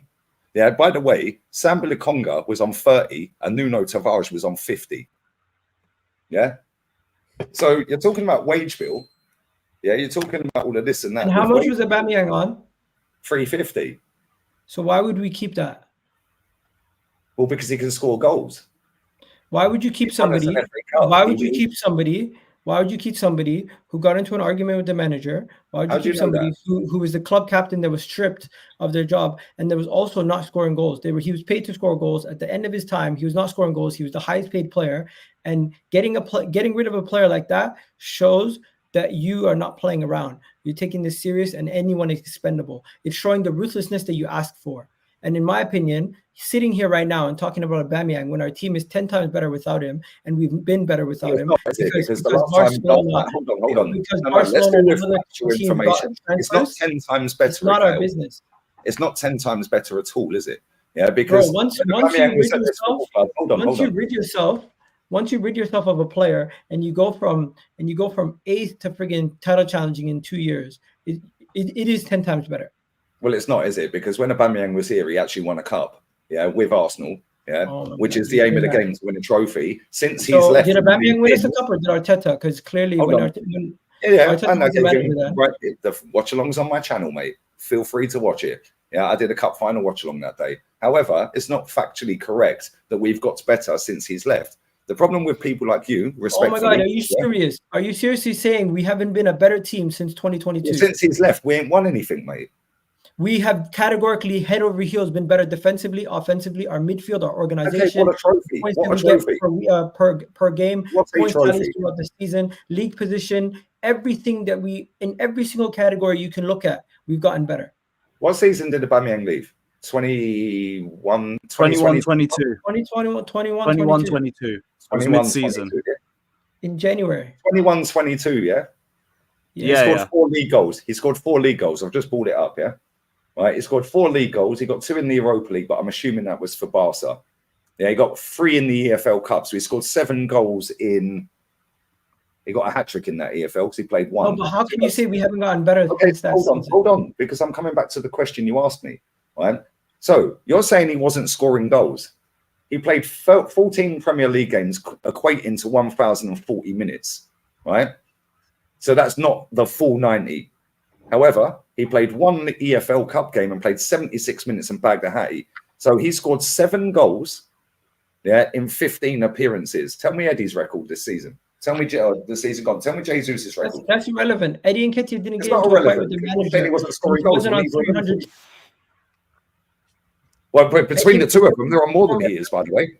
Eddie Nketiah wasn't the former captain that got stripped of his captaincy. That's irrelevant. Why is that irrelevant? Nketiah is on That's 100 grand very a week, relevant. running around like a dog chasing a tennis ball, mate. Yeah, Gabriel Jesus can't stay fit. Yeah, and we're paying between them 265 grand, 365 grand a week. Yeah, and factually, Bro, the argument is not. 1 second. The argument is not Aubameyang is a better player than some of the players that are currently in our squad. The argument is, has the team gotten better since he's left? Well, Yes, it hasn't. They won a trophy since he's gone. Bro, this not only the only thing that determines if your team is a better football team than you were a couple years ago is not a singular trophy. It's points tallies. It's how you're playing. Okay, sorry to cut you off. Yeah. Right. Okay. Sorry to cut you off. Right. Because your opinion and everyone on this panel and everyone in the chat and my opinion, none of this matters because we have a fact-based metric to decide what success is in football. Yeah. Yes. It's called a trophy, mate. Yeah. And since then, so your opinion and everyone else's, including mine in the chat, yeah, it's a fact-based But you also have metric. a fact. 1 second. You also have a factual statement that you can make where you can see a team's progression based on their points, their goals, their defensive record, and statistical output. That is Okay, a so how did that factual work for statement. how did that You work for cannot Sheffield sit United here when they finished and- seventh one and got second, you relegated cannot the sit following here. season? You cannot sit here and say to me, because we won a trophy in Arteta's first season, we had statistically not improved since then because we haven't won a single How trophy. have we improved? The aim of the game, without anyone's opinions, we don't need an opinion. We have a fact-based metric, not an Bro, opinion-based. is our Not the team Barber, is our guys. team that won the FA Cup better than this team? No, it's not, because we haven't How won a can you trophy sit yet. here and say we haven't improved? We haven't won anything How since can you he's sit gone. here and honestly stand here and say to everybody on camera that we have not improved as a football club? How have we improved? What? Because we finished a couple of spots Because higher. we have a and got better few more defense, points. we have a better midfield, we have a better attack, we have a better all-over on team. Well done, we have and more still didn't squad win depth, anything. and we're getting more points, we're scoring more goals, we're getting a better defensive record, and we're higher up in a better position than we've ever been in the last 5 to 6 years. Okay, that's fantastic. We still haven't won anything. That's so not with my all these toxic and negative players that we're not scoring goals and we're not doing the business, that we're arguing and turning up late and all of that. They managed to get over the line. Is that what you're saying? You are denying the actual cast iron fact in front of you that we've improved in every single. I'm not denying nothing. The aim of the game is to win trophies. We don't need anyone else's opinions. We haven't gotten have over the line, metric but on it. we've improved in every other category. But That's Lee, fine, just I like agree. you say winning, let me just say one thing. Just like you say winning trophies is factual. I agree. It's progress. It's a factual metric. There is no Finishing progress. higher- Yeah, progress is trophies. You're right. Yeah. Yeah. Go on. Well, finishing higher in the table is also a factual metric to say that you've improved. No, That it's wasn't not. factual. No, it's not. No, it's not. Because Oh. when Man United finished second under Ole Gunnar Solskjaer, did they improve?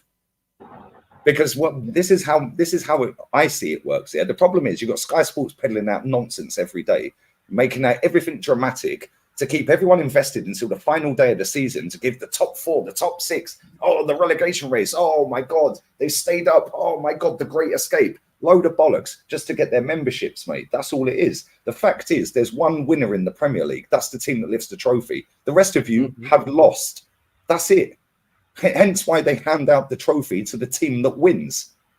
Yeah, everyone else has lost. But now what's happened is Sky Sports have invested billions and billions of pounds in it. Billions and billions of pounds get spent by these football clubs on PR. You've got all of these super fans that want to run around thinking they're the top fan for their club, just so they can get on Sky Sports, get red carpet. Oh, I can go to the FIFA awards, and I can go to this awards and that awards to get a content award. Who gives a shit? Yeah, you've got people that want to write for be a journalist. These men that are journalists are content creators and storytellers, mate. They're full of shit. Yeah, and I'll tell you another story as to why. David Ornstein put a tweet out on the 25th. Yeah, another bullshitter, brown envelope. Yeah, he put a tweet out saying Arsenal are going to about to agree a fee for 35 million for Smith Rowe, worth up to 35 million. So straight away, I was on a live stream when that news dropped. I said, well, it ain't 35 million then, is it? Yeah, he then put in the very next sentence that is Fulham's highest fee ever paid for a player, yeah, if it goes through, and it represents Arsenal's biggest ever sale. Factually incorrect. Yeah, and then today it comes out that it's 27.7, so it's 34 million, so he was full of shit. It's not 34, 35, right? And not only that, the highest ever sale out of our football club was Oxlade-Chamberlain because he hit all the fucking add-ons. 36. Yeah, and it was 35 plus 5, and he hit them all. You can hit one. Yeah. Oh, Alex Iwobi, by the way, Alex Iwobi went for 35 flat fee, right? So David Ornstein is another bullshitter. Yeah, Fabrizio just milks everything. Yeah, all these other ones, they're just wannabes that are storytellers. So coming back to the original point, yeah, all of these people accumulated together, yeah, just waffle and make up. Oh, but if you finish a few spots higher and you're in a title race to the end of the season, it's progress. Cool. What was Leicester's progress when they won the title and finished 12th the next season? What was Sheffield United when they qualified for the Europa League or Europa League, yeah, and then got relegated next season? Yeah, what about there? What about when other teams have Burnley, for example, yeah, got into the Europa League? Where did they finish the following season? A league spot, yeah, it's just you've lost by less points or less positions. You've still lost. The problem is everyone's fixated with Champions League and top four. On that basis, then, where the fuck are our world-class players? Because we've been in it 2 years now. We ain't signed a world-class player since. But we've been told by Sky Sports and all these media outlets, you can attract world-class talent. Where are they then? Okay, I'm not saying it's like a trophy. I'm not saying it's a win. But if you finish fifth and then you go better than Declan Rice will ever be, mate. Are you mad? What did you say? Ray Parlour was a better footballer than Declan Rice will ever be. Yeah, and before you start laughing, I watched Ray Parlour's whole career, mate. So I don't know why you're laughing. Yeah, same with this guy that's I rocked up didn't now. laugh. Oh, he's the next Maldini. None of these men have watched Maldini, bruv. I have. He can't lace his boots. Yeah, you're forgetting I was born in '82. I'm an old man. I'm 42, mate. Yeah, I've watched these ballers. Yeah, and the era we're watching now. Me and Matty sat on FaceTime last night, shared the screen, and we were watching Georgie Hadji, Histro Stoichkov, and a few other ballers, mate. And I'm supposed to rate Martin Odegaard and Declan Rice and all of this lot. Do me a favor, mate. This lot a whack. It's the worst era of But you football think ever. Martin Odegaard's a bad player? I didn't say he was bad. Yeah, but he ain't the level you lot think he is. He's one of the best players right now in his position in the world. Yeah, that sums up the state of world football. Wow. You know what? There is nostalgia, and a lot of players back in the day are considered much better than what we have right now. So I hear it. But overall, Lee, I feel like you're extremely harsh about Arsenal. Your points are not coherent. They come up as very elitist, and like you only care about one single thing. And I get it. You want to win. We all 1 second, Lee, we all want to win. We all want to win, but at the same time, we have to live in reality. And the reality situation is reality is we're the third biggest club. The reality is we haven't improved. Yeah, but statistically, we haven't improved. And just because you say something loud and you want to speak in a certain way doesn't make it a fact. Just because you think one way doesn't what mean is a fact is trophies are the actual straight factual factual success, statement not is finishing second, third, or fourth. the fact is you've wanted Arteta sacked from the minute he's joined the job. And I've been proven right every single year. All of his 4 seasons, I've been proven every right. single year, the team improves. And right now, I can see you're so close to the finish line, and you would want nothing more than Arteta to be sacked and for somebody else to come in and to get us over the line, so you could sit there and say, "I told you." No, because I'm an Arsenal fan and I've seen us win 17 trophies, Egal. That's why. That's with 9 finals that we've actually lost as well. So I've supported Arsenal 36 years. 17 is nearly 1 every 2 seasons. Why should I accept this crap? Why should I lower my standard? Except what? 4 years without a trophy. Name me another big club that goes 4 years without a trophy. Manchester United just went 6 years without a trophy, and they just won it. Manager. Name me another big club that's apparently one of the biggest in the world that goes 4 years without winning. I just named Manchester United. And keeps their coach. And keeps the manager. Oh, and keeps their coach. No, you wonder why I shout because you don't listen. Oh, okay. But listen, you know what it is, though? It depends what trophy you're winning, though. I personally would not have sacked Arteta, and I'm happy that we kept him throughout this whole time because we're in a better place for it. We're not in a constant managerial changing situation that would cause us more problems. Chelsea to be in the most successful club in the world for 20 years. Liverpool just changed their manager. Chelsea just changed their manager. Tottenham just started a new process with their manager last year. What do you call it? Ten Hag just came in a year ago and has outdone your manager already. We have a level of stability. We're up there. We're competing with one of the best teams. We're up there with some of the best teams in the world. We have a squad full of good players now. If we change the manager right now, I don't think it makes sense. I think let me ask you this. Let me ask you this then, because there's a lot of Arsenal fans out there that I see that go, well, if we get a new manager, that means we have to strip it all back and get rid of everyone and start again. Based on what? Because if this manager's as good as you and other people think he is, and Super Duper Edu is, and the club's in such a great state, then surely the next manager will come in, and he will elevate us on, because we don't need to rip it all up. We just need to tweak a few things that this manager can't do. The problem with so many fans is they're so infatuated with this manager, that they're blindly backing a manager that has failed for 4 years. If you fail at your job and don't hit your targets in your job for 4 years, do you reckon you'd even get 4 years? Because there's not one club in world football that of a stature of Arsenal and above that would keep a manager for 4 years winning nothing, mate. The only club that comes close to that right now that I can think of is Atletico Madrid, and he should have been sacked 2 years ago. He's gone 3 years without winning anything. And guess what? I'd still take him at Arsenal. Because it's a fresh challenge, different country, and Simeone would have got us over the line. However, this rookie won us a trophy, binned off every single player, signed 28 players since, and has won nothing. And I'm supposed to be happy with that. Because we finished 5th, second. That's progress. Brother, get with the times. Arteta's no longer a rookie. Arteta's considered one of the best managers in the world right now. Considered by fans, they ain't got a clue what they're talking about. He's considered one of the better managers in the world right now. And Arsenal is considered one of the better teams in the world right now. Yes, we haven't gotten the silverwares to match our accolades, but we're still going to get there. We're fair. Okay, we're still in the landscape of competing. Is he supposed to win the title in his first season? Well, how come Xavi against Ancelotti then?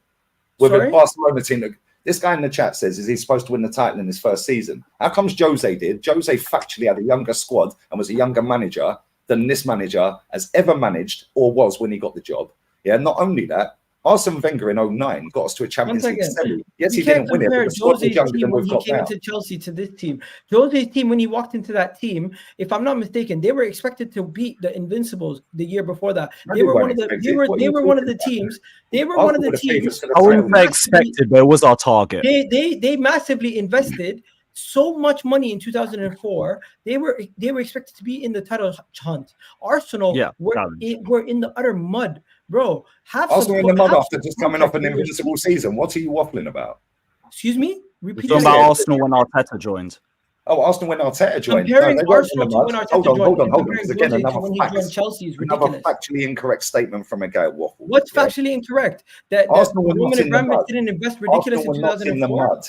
Because the 5 seasons before Super Duper Mick got this job, we won 2 trophies. When he came, not before. So when he came. Okay, so hold on and let me finish then. When he got the job, so go from when he got the job backwards 5 years, and now go from when he's got the job. Why are we going back? No, because if you listen to what I'm saying, you'll understand. You're changing the argument. I'm not changing that. You said we're in a bad state. We've just been to a Europa League final and finished 5th. I'm talking about Apple. Stick to one topic. Yeah, I'm sticking to the topic you've just asked. No, you're talking about 5 years before that. What are we doing? Yeah, because you said we're in a bad state. So hold on. You said Chelsea 2005.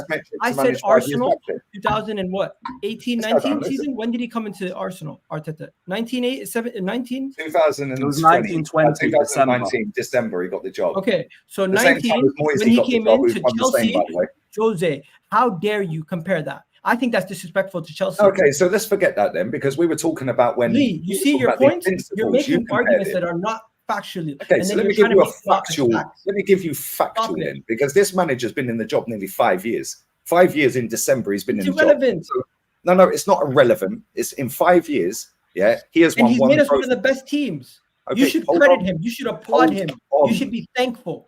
Thankful that we've gone 4 fucking years. Don't you should be thankful that we built the team from the ground up and got to this level, and we weren't as shit as we were under Arsene Wenger and these other guys. Okay, cool. Which is, if you let me finish, I'll give you the point where I'm going to nudge you because it's factually incorrect. You pick up all these other clubs. You talk about all these other things. But the actual facts on the table is you have an agenda against Arteta, and it doesn't matter what he does until he wins. You will not speak about any net positives.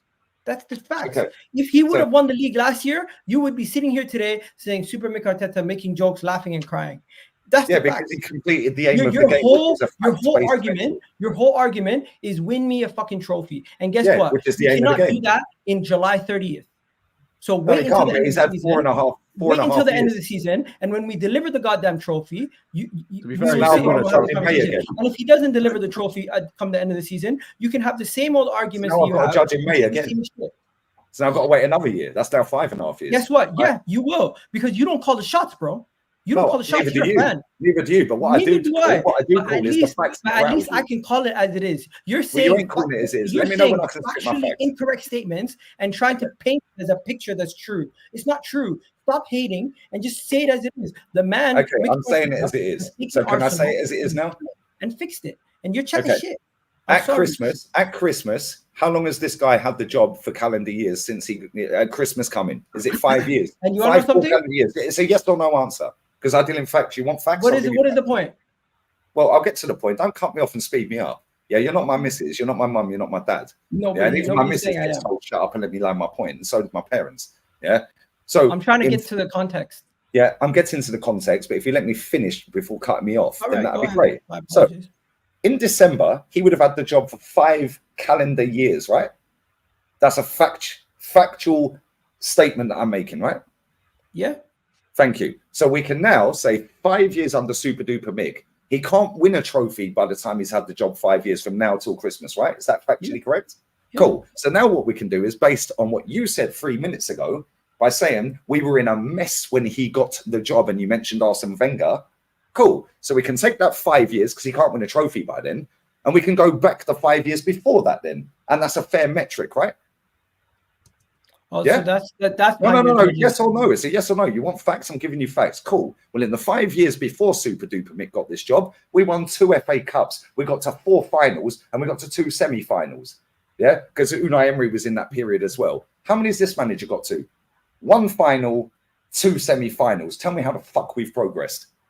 That's this is fact. how we You want this facts? is Have how your we facts. progressed. This is how we progressed. We've had two of our best points tallies in the last like decade. We've also had our best offensive seasons, goal tallies wise in the Premier League. Defensively, we had one of our best tallies. Squad wise, we have some of our best squads that we've had since the Invincibles. This team has a much better defense, much better midfield than majority of those teams Arsene Wenger had near the last 10 years of his reign. I'm not saying individual players. I'm not saying individual players.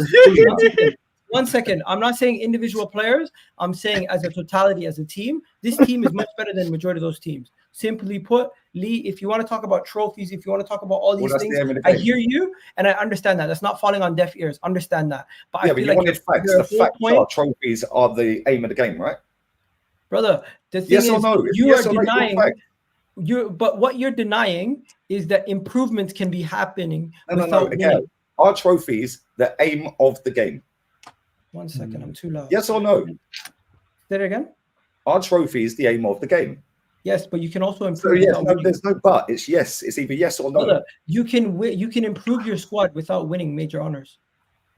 Says fucking Tottenham Hotspur. Like No, we're not Tottenham, bro. says mathematics, says everything. It's mathematics. Don't. Okay, so let me ask you this then. Yeah, when you go on the tour of Arsenal Stadium, does it show that we finished more points, more goals, more this, more that? If you don't win employee of the year, and you still have a good year, you still get a bonus.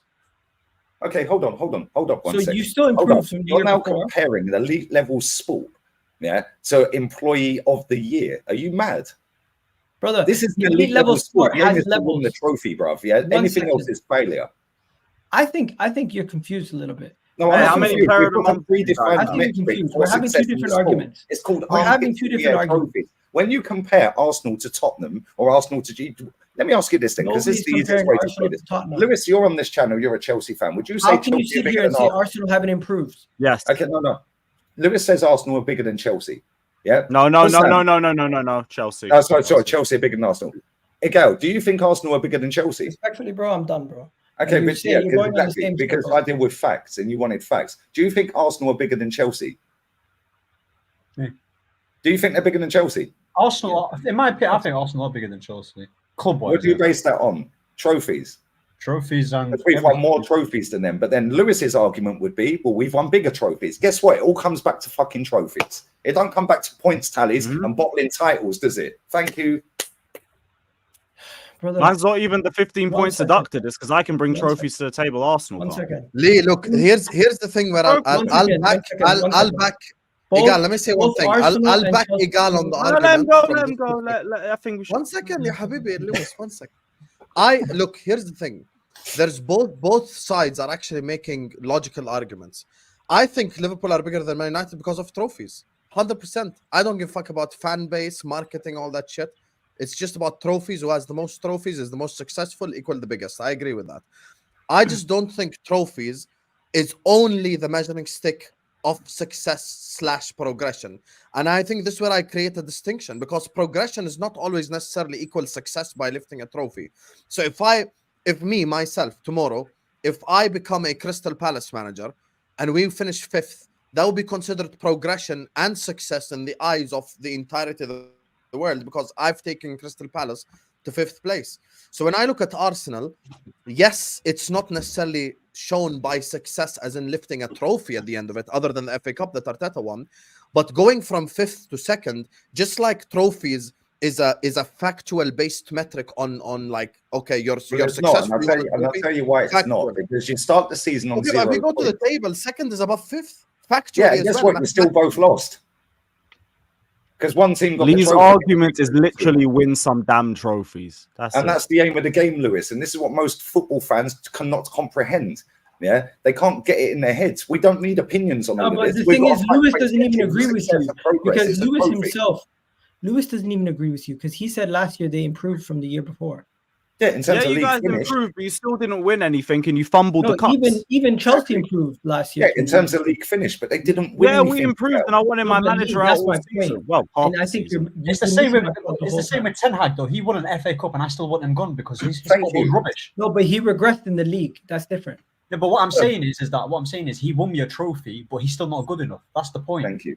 That's the point. With That's Arteta, very yeah, cool, yeah. no, but with Arteta, yeah, that he plays good football. But come on, how many years until good football? You must win something big now, either the Champions League or the Premier League. That should be the Or just any cup. I remember in '93, Arsenal finished 10th and we won a cup double. Did anyone give a shit about Arsenal finishing 10th? No, we had 2 days out of Wembley and won them both. Yeah, did a cup double. Nobody give a shit. This is all the Sky Sports BS crap peddled into the mainstream media to make out that finishing higher than the season before is progress. Guess what? We all start on 0 this season. So where's our progress then? We all lost because Man City won, and now we're all going to start on 0. We all play each other twice, and at the end of it, one team gets the trophy, the rest lost. It's a simple game. We don't need. So all if you this win an waffle. FA Cup every year for the next 10 years, would you take it? Oh yeah, 10 trophies on the spin. What are we doing here? I said at the start of last season, if he wins a League Cup and finished 12th, I'd accept that, and he can have another go. It's a trophy, bruv. Yeah, and anyone who's watched my channel, yeah, knows I said that because I said that all the way through the season. Trophies are king. Yeah. Why do you think you're bigger than Man U? Why trophies? Why do Man U think they're bigger than you? Yeah, because they've won more league titles than you. Why do you think you're bigger than them? Because you won more league Champions Leagues than them. It all comes back to trophies. We've won more trophies than Chelsea. They've won more European trophies than us. It all comes back to trophies, not where you finished in the league. Who gives a shit? Unless you win it, it's irrelevant. Yeah, it's irrelevant. But Sky Sports have polluted so many people's brains. Yeah, and then you've got all these PR merchants that are just pushing it out for the clubs. Yeah, finishing 8th, 5th, 2nd. Yeah, we've just lost by less league positions. I'm sorry to break it to you all, but it's simple. It's a simple game. We don't need opinions on it. There's a fact-based metric. It's been there since about 160 years. The winner gets a trophy, a medal, yeah, and they hold their armpits up in the air. The rest of you don't because you didn't win it. Then you start again on 0 and you do it again the next year. And one of you wins again. What are we missing here? It's not rocket science. Football's a simple game confused by idiots. Like, fucking hell, mate. Like, honestly, really not rocket science, is it? Yeah? When you sit there taking the piss out of Spurs, Egal, oh, yeah, we ain't won anything for 15, 18 years. Yeah, we'll guarantee if they win something this season and super duper mick, oh, well, it's only 1 in 18 years. No, they've had a better season. It was like last season. Man United had a better season than us. They won a trophy. The season before they had a better season. They won a trophy. Yeah, West Ham equaled Super Duper Mick's trophy haul, and he got the job the same time as Super Duper Mick.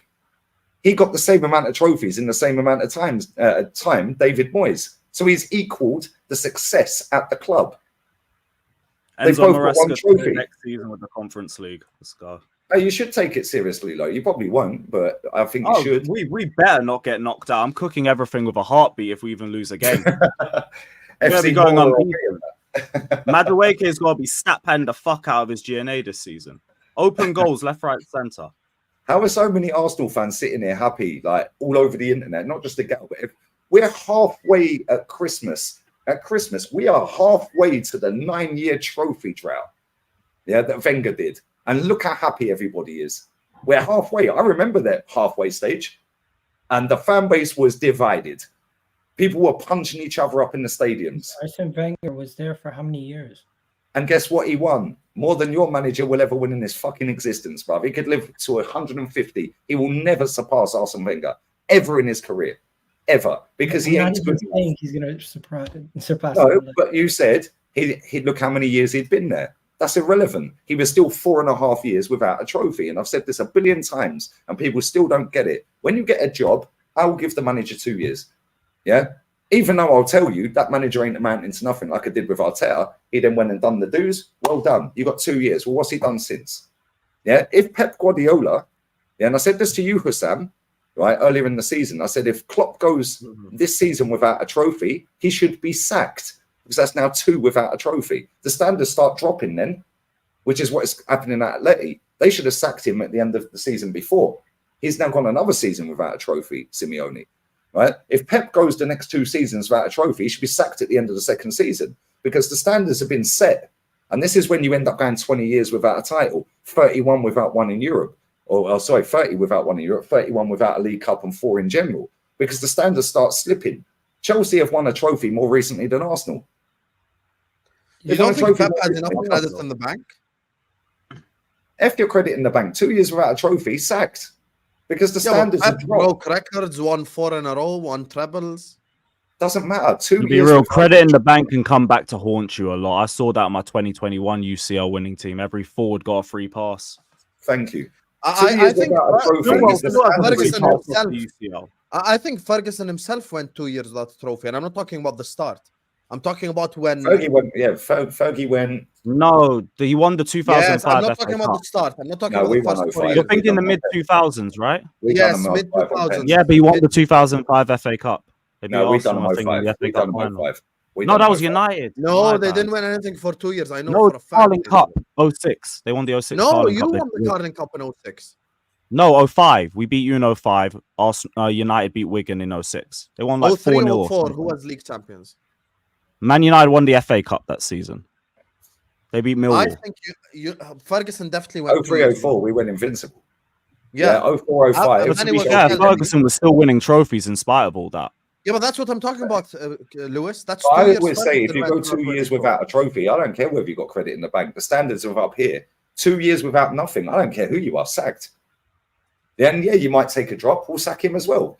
Lewis, your club has literally done this for 20 years.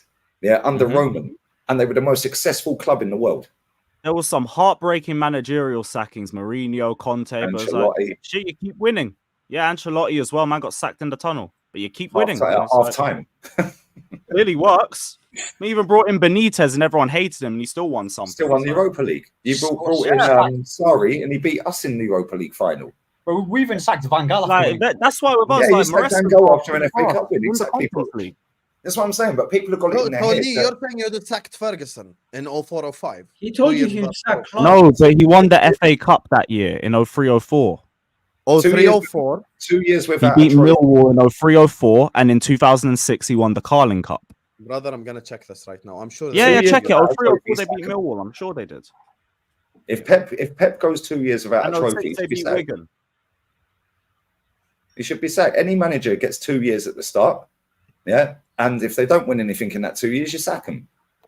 Yeah. If they go 2 years after winning something without anything, you sack them. Yeah. It's not rocket science. The game is about winning. And teams like Brighton, teams like Palace, they're fucking irrelevant. What's the point of them? Yeah. They ain't won a major honour in their entire existence. They've gone over 120 years without winning anything. They're only there for the TV money. What is the point? You might as well You fold. see, bro, you're an elitist. You don't No, realize it's not elitist. It's called understanding the metric of the game. Nah, What is bro. to win? 1 second. Understand that certain Mark clubs Lewis is metrics right. They won the Carabao Cup in 06. Bro, certain clubs United. metrics are Yeah, I not. remember that era. 1 second, 1 second, Ruined 1 football, second, man. 1 second, 1 second. What Lee just said is actually a disgrace to English football completely. Well, English football is a literally disgrace just- in general. You literally just said that some of these clubs that don't have any trophies in their club history are just useless. Yeah, they Why are. are They're a they waste of time after. They, you do realize they have different level of standards. So what stops them? What stops them Not putting a every- full strength team out in the Carabao everyone- Cup in the third round? Lee, 1 second. Everyone's standards are not the same. If you're a No, team, exactly, which is why English football is you're a dead. team, Never win if you're a anything. team that just got promoted from the championship into the Premier League, your goal for that season is to stay in the Premier League. Okay, If you're let a me team tell that's you why it's mid-table, not. Let me if tell you're a you why team- it's not. If you're a team that just got promoted, you cannot tell me you're sitting there and your standards and expectations are to try to win the league or you're a loser. That's fucked up, bro. Okay, do? so Wait, so Egal, there's 4 quickly. cups. Just Go on, just I'm just gonna on go- I'm the gonna case. get a beer. Go on, let's go. Go. Yeah, I'm no, gonna it's go. like elitist mindset. Because like I hear what His you're saying, mindset is with it, but basically everybody who's not winning the league is a fucking loser and a waste of time. yeah, but like I hear it from the mindset of you always want to be trying to compete for No, the league. but he's not coming from an Arsenal perspective. He just said Crystal Palace a waste of space. Did you not hear Yeah, that? I mean, I don't necessarily agree with that one, but in terms of like you're thinking from your mindset, you don't want to be thinking like a Palace, which is why I Bro, get the whole Stop mentality thinking side of about it things from because an you want Arsenal to be winning. perspective. I'm not thinking But about it from an Arsenal perspective. guys were talking My about point is Arsenal. to sit there and to call Crystal Palace a waste of space. You have to understand what their standards are and put your objectiveness aside for what you think about your club and view it from their perspective. And he doesn't do that. He doesn't No, view I things. hear all of that. It's just the whole Things, yeah. elitist thing kind of like just I was a bit interested in that because like When I say understand the elite, mindset in terms you- of wanting to win every single loud. season. 1 second, I'm gonna get water.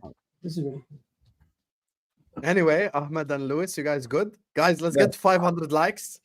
If we But get this is- 500 likes, are you guys not entertained at this time of the night? In the But middle of the listen, no, transfer window? even Like- Crystal Palace, right? When was the last time Crystal Palace decided to have a real good go at the cups? Because every time that league, I think they faced us in the FA Cup semi-final 2022. You've officially Didn't Man United beat them in the final? I swear. When was the last time? 2016. Lee, you officially lost the argument the moment you stopped talking about Arsenal and you made fun of Crystal Palace. Because not really. Crystal Palace have never won a major honour in their 120 years. You're telling me in 120 years they can't win a flipping major honour? Do me a favour. Lee, you have to understand that different clubs have different objectives, and just because but no, you're telling me always the one sank in 120 years. Lee, always there's different objectives. You cannot sit here and tell me you expect Crystal Palace, Aston Villa, Arsenal, and the team that have actually won the European Cup, by the way. Bro, let me just finish. They won the European Cup, the Champions League. They won it the year. 1 second. I'm going to make it quick as possible. You cannot sit here and tell me Leicester, Crystal Palace, Brighton, Aston Villa, and Arsenal all have the same objective to win a domestic cup and a league.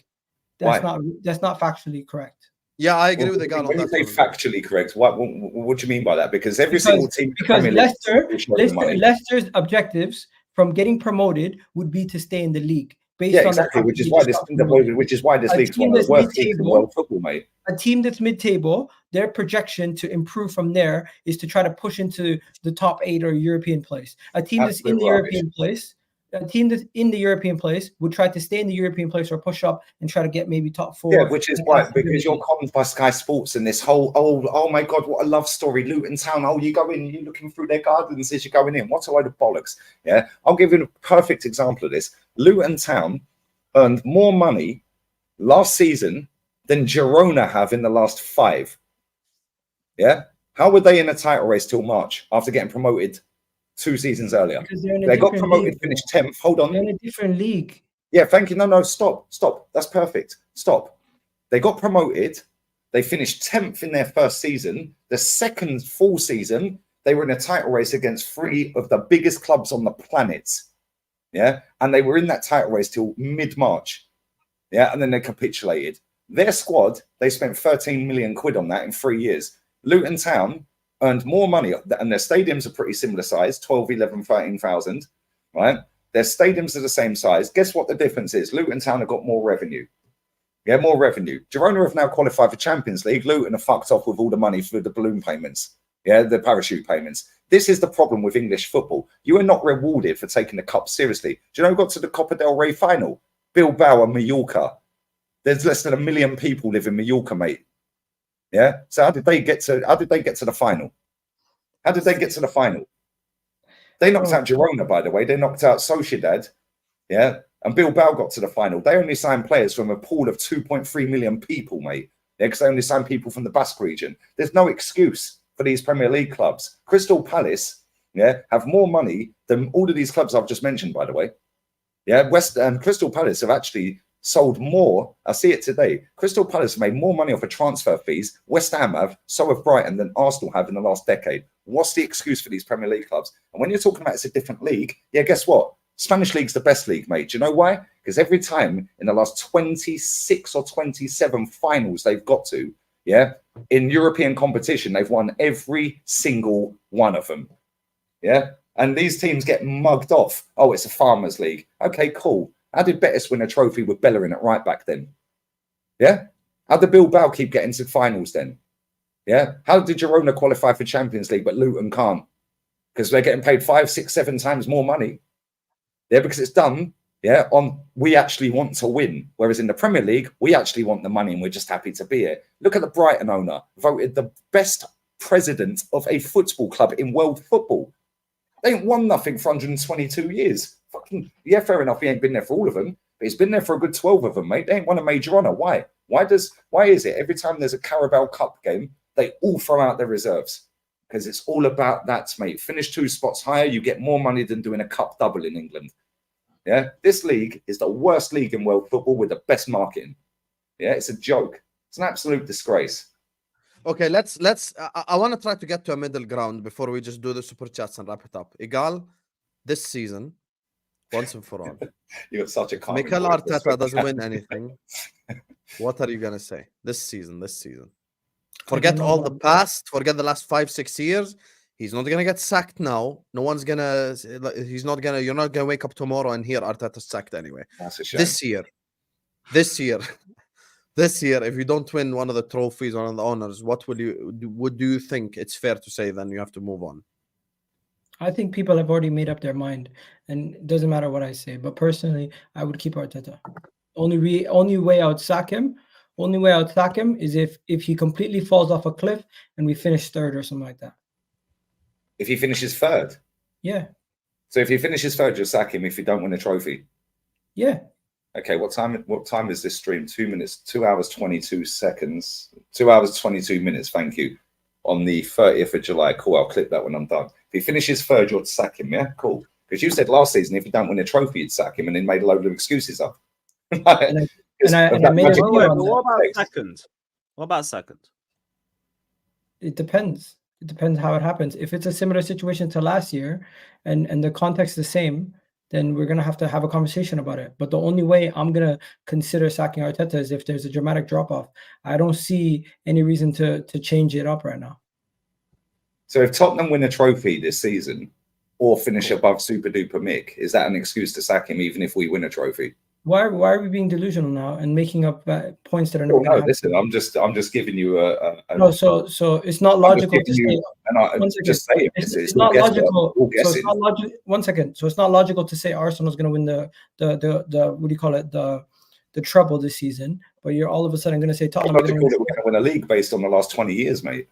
Okay, so based on the last what is it, since 2008, friggin' 16 plus years, you're telling me Tottenham. You're we've gone 20 without winning a title, and you're saying, well, if he finishes third, yeah. So what trophy would you accept? Let me ask you this. My point is, you are willing to make any point to try to win an argument, but you're not listening to anything that I'm saying and trying to reason with me and actually understand from. No, but you always say context. Context is trophies. Let me ask you this then. I think you're trying to be dishonest. Context. Let me get your idea of context. I don't think we're having I genuinely don't think we're trying to have it. You're trying to have a real argument with me. You're just trying to win the argument. I'll text you tomorrow because it's late now. I'll text you tomorrow and I'll send you some voice messages between me and my friend who lives in Sevilla. You think I'm harsh on this manager? Oh my days, bruv. He said he'll roundhouse kick him in the head if he ever sees him. Yeah, like real talk. You think I'm bad? You think Northside's bad? This guy's on crack, bruv, compared to us. Yeah, big up my boy Jolien. Yeah, you think I'm harsh on this manager? Yeah, he's me and Northside times 1,000. Yeah, because the aim of the game, and he's actually completed the aim of the game. And one of the girls that he managed, yeah, ended up being a European champion for Spain at right back under 17s this summer, by the way. Yeah, guess what? Elite mentality, and he quit his job because he only won 3 out of the 4 trophies over 2 seasons. Said bollocks, I failed. Yeah, mentality, mate. He had some shame.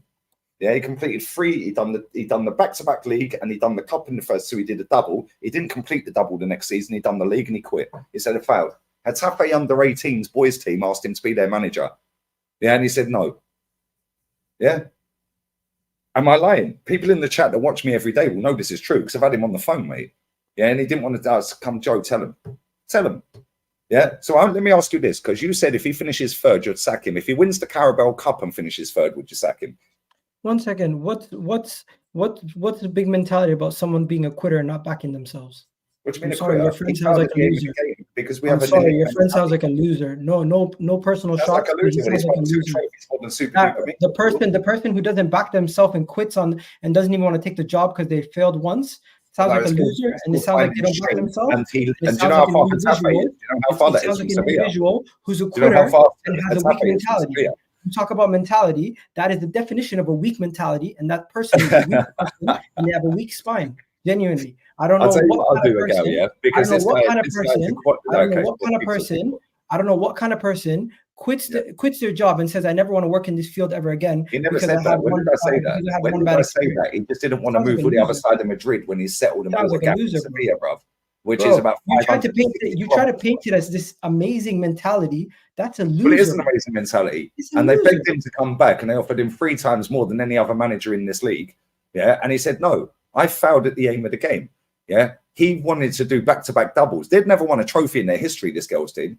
He'd never coached before at any level. Yeah. and he won the title against managers that have managed in La Liga with their coaching badges that are managing in this. Anyone who's watched me on a regular basis knows this. And if you're saying he's a loser, bro, yeah, he's a qualified lawyer, qualified English teacher, qualified kickboxing coach, yeah, and won 3 trophies out of 4 in his first ever gig as a manager. What are you waffling about? And I'll happily get him on a stream and he'll cook you as well. And he'll cook you more than I will. I'm talking about the situation you posed. The situation you posed is you said this guy was doing something. He ended up not getting. He got offered a job and he ended up not getting them a trophy. Yeah, okay. He rejected the job because one second. You painted a picture. You didn't like the response, and then you started talking about things that had nothing to do with the original picture. The original point you made was mentality. Honestly, there's no point. Why am I here? Hussam, Maqasalam, this is ridiculous. What are we doing? You're not having. Okay, let's listen. The next step is. Hold on. Let me say one more thing, and I'll shut up. Yeah, you're saying my pal's a loser because because I'm talking about the mentality. I'm not talking about your buddy. I'm talking about the mentality. What you said was a loser mentality. To give up and quit on something because you failed once, you sound like a loser. No, it's called finding shame. Something Arteta and his fan base. It's called giving up and quitting. People shouldn't quit. They should get up, brush themselves off, and go again. No, and that is why we've gone 20 years without a title. No, that's why.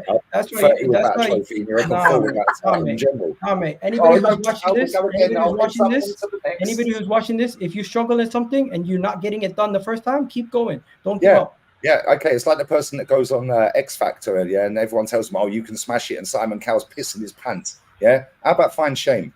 Yeah, because they're never going to make it. Yeah, my pal, by the way. Yeah, my pal can make it as a football coach. However, Sevilla to Getafe is 600 kilometers away, maybe.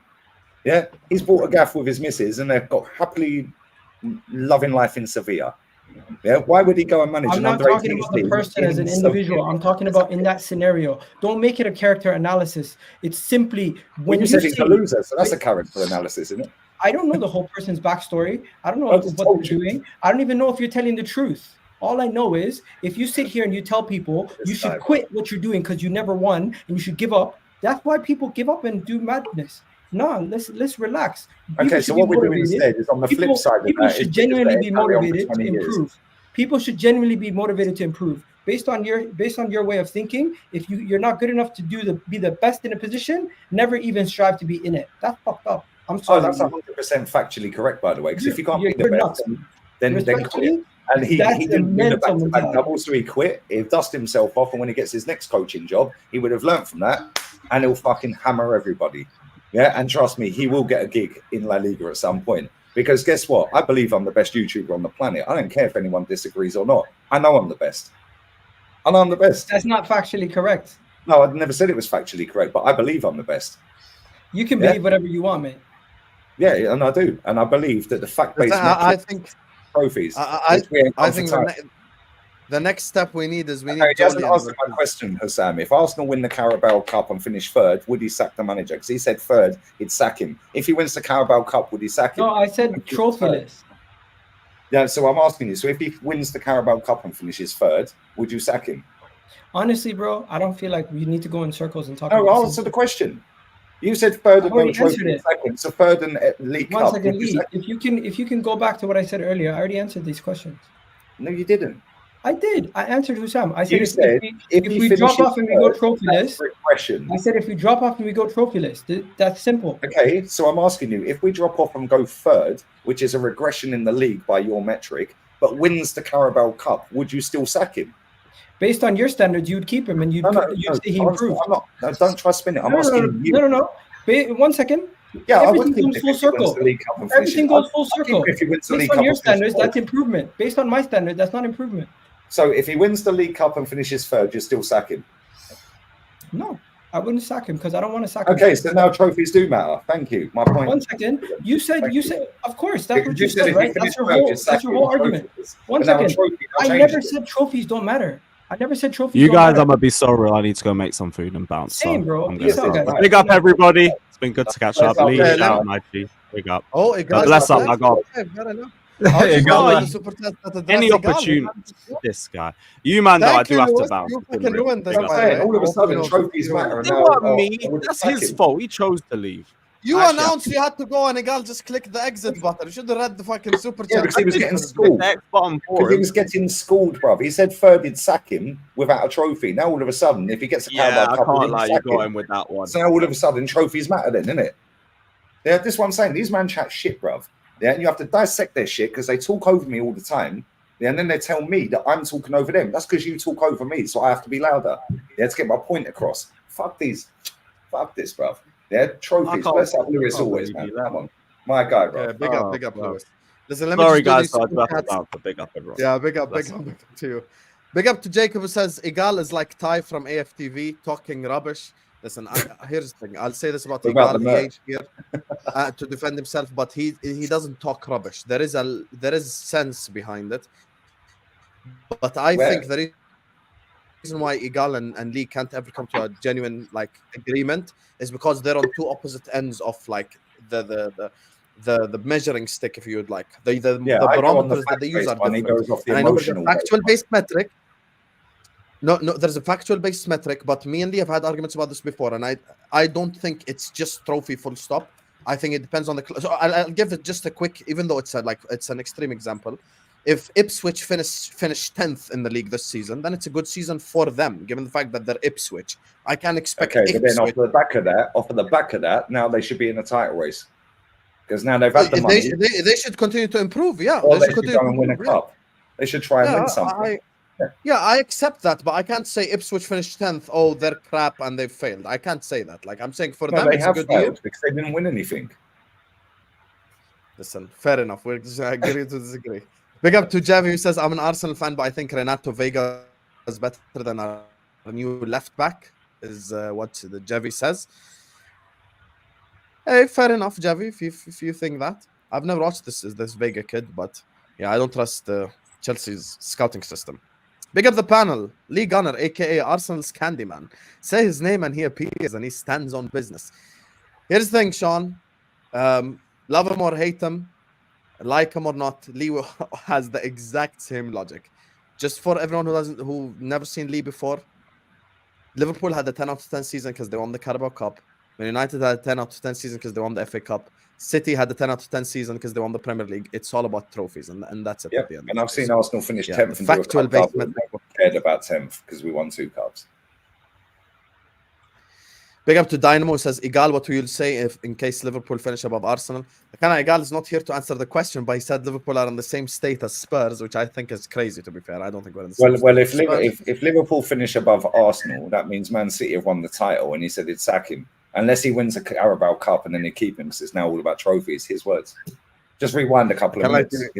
Egal put himself in a very sticky position. Because I'm saying, bro, it all comes back to trophies. If Arsenal finished third without winning something, then he actually has to factually say that he wants Arteta gone. Regardless of context. He doesn't want to say it because he wants to look like the toppest of top fan, bruv. You can call your club out, bro. Can we all agree here that the biggest club on the planet is Real Madrid? Yeah. Can we all agree that?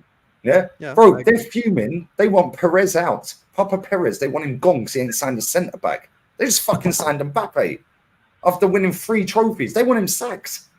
They wanted Carlo Ancelotti. The Madrid mentality, I don't think...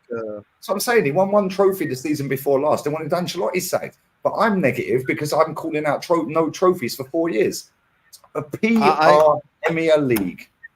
Real Madrid mentality is not similar. And that is what we smashed the stadium down for, Hassan, which is my point. Yeah? I've spoken to Madrid fans. The way that they think is not similar to the way anyone thinks. Like, they're just on some next No, it is, level. because Chelsea based their whole model on them. And Chelsea was successful at it. The difference is, when Abramovich was there, the fan base had elite mentality. Since Abramovich is now gone, the PR puppets that have gone into Chelsea for the media side of things are now feeding the born in deficit, born buffering mutants that roam the earth, which is majority of people, and they're all sucked in by PR. Yeah, so now, do you think this lot would have got away with this under Roman Abramovich? Do you think their fans would have been saying this crap? No, Roman? hell no. Thank you. Mentality, mate. I agree with that. Big up to Jacob says, Egal, you need to win the trophy. That's the game, not title charge. And actually, I even disagree with Leo on the other end of the spectrum. I don't even think FA Cup is enough for Arteta now. It needs to be Premier League or Champions League. Trophy it needs to be Premier League or Champions League. It needs to be the elite trophies. Facts. No, You can't spend this every much money trophy and is just elite. parade the FA Listen, Cup at the every end. trophy is elite. Trophy is a trophy. Fair. Except Community Shield. I hope we agree on that. No, that's a friendly game. Thank God. That's Thank God. that's basically a glorified soccer aid. Thank God. Sending energy Egal's way. Like someone telling me I have to fight peak Mike Tyson before going to bed. Look defeated before the I'm link not built was like done. Mike Tyson, bro. I'm I built like told him, Steve, did I like not warn him? Wallahi, see, so I hate when I'm the villain for no Prince reason. I Nassim, bro. told The him, white listen, Prince are you Nassim. sure you want to do this, Egal? Are you sure you want to do it? I asked him, are you He sure? called it on. He called it on, and then he rage quit. That's what happens every time because they can't argue with facts, brother, and they get rattled and then walk off. Arteta is trying to win the hardest league with the players who haven't actively contributed to winning anything. What part of the process is that? Hey, fair enough, Chris. It's not.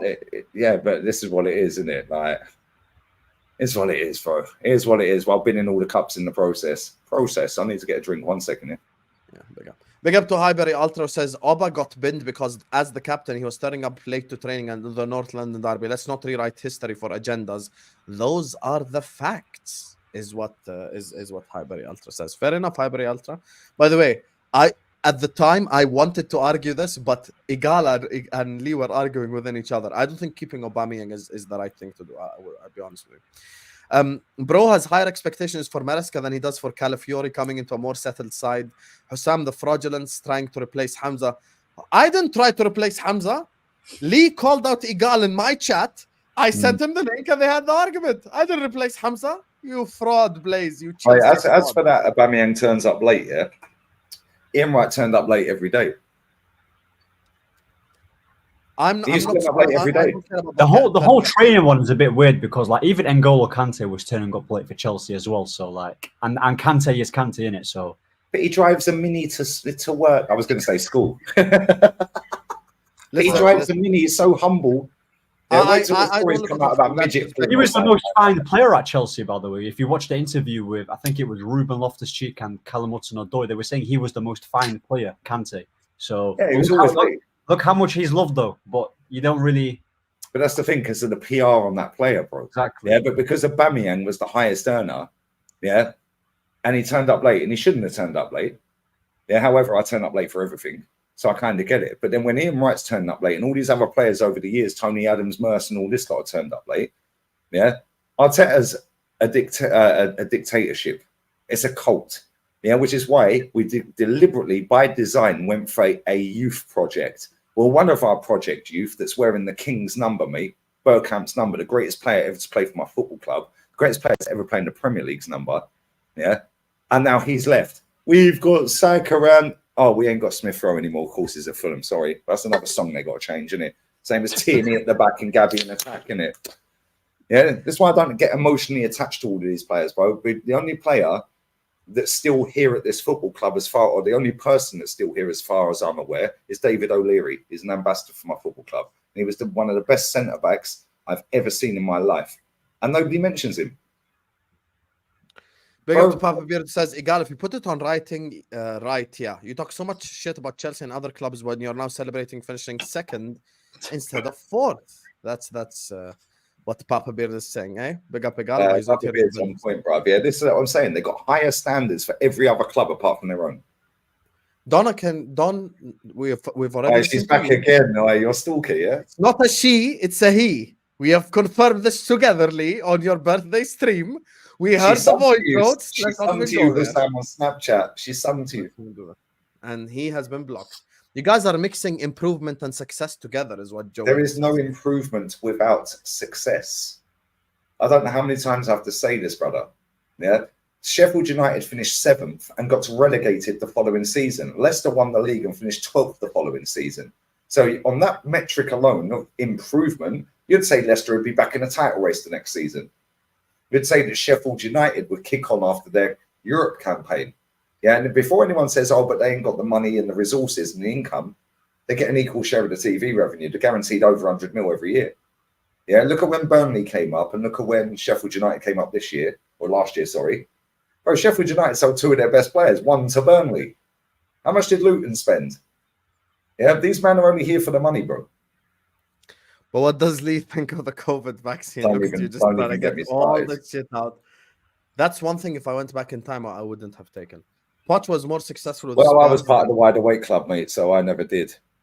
I didn't want to take it, but I was Because kind when of you know what these people are doing, and it's the same in football with the PR. When you know what's going on, you can predict the future, bruv. Which is why I knew this fucker wouldn't win nothing.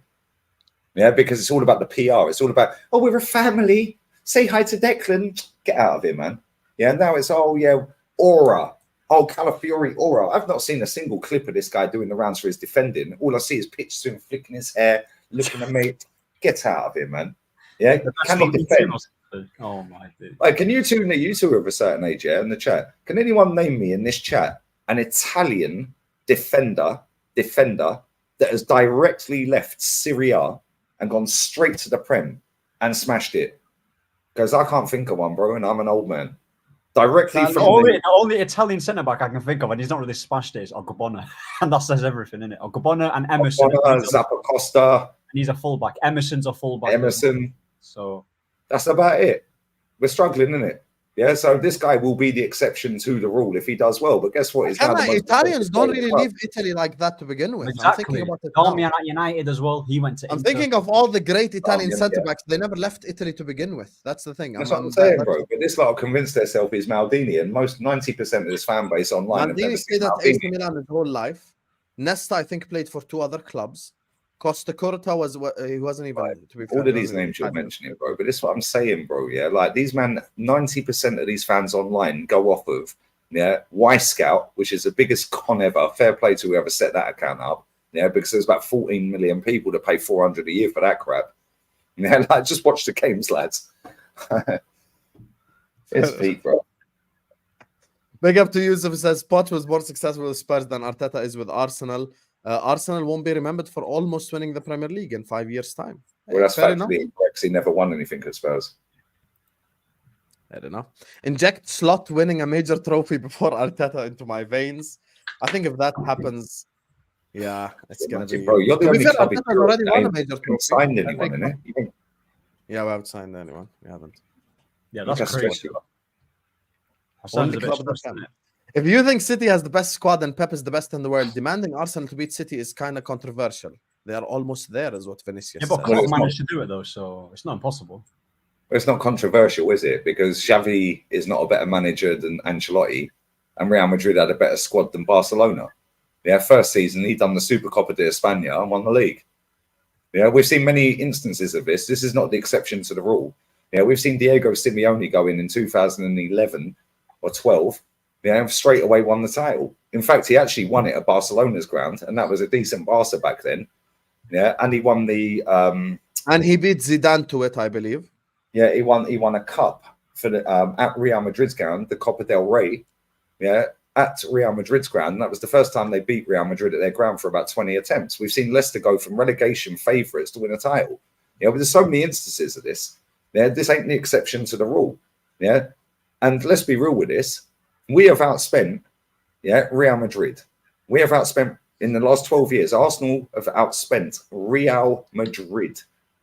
Yeah, Arsenal have outspent Man City in the last 4 or 5 years since Super Duper Mix been there. We've outspent everyone other than Chelsea and Man United.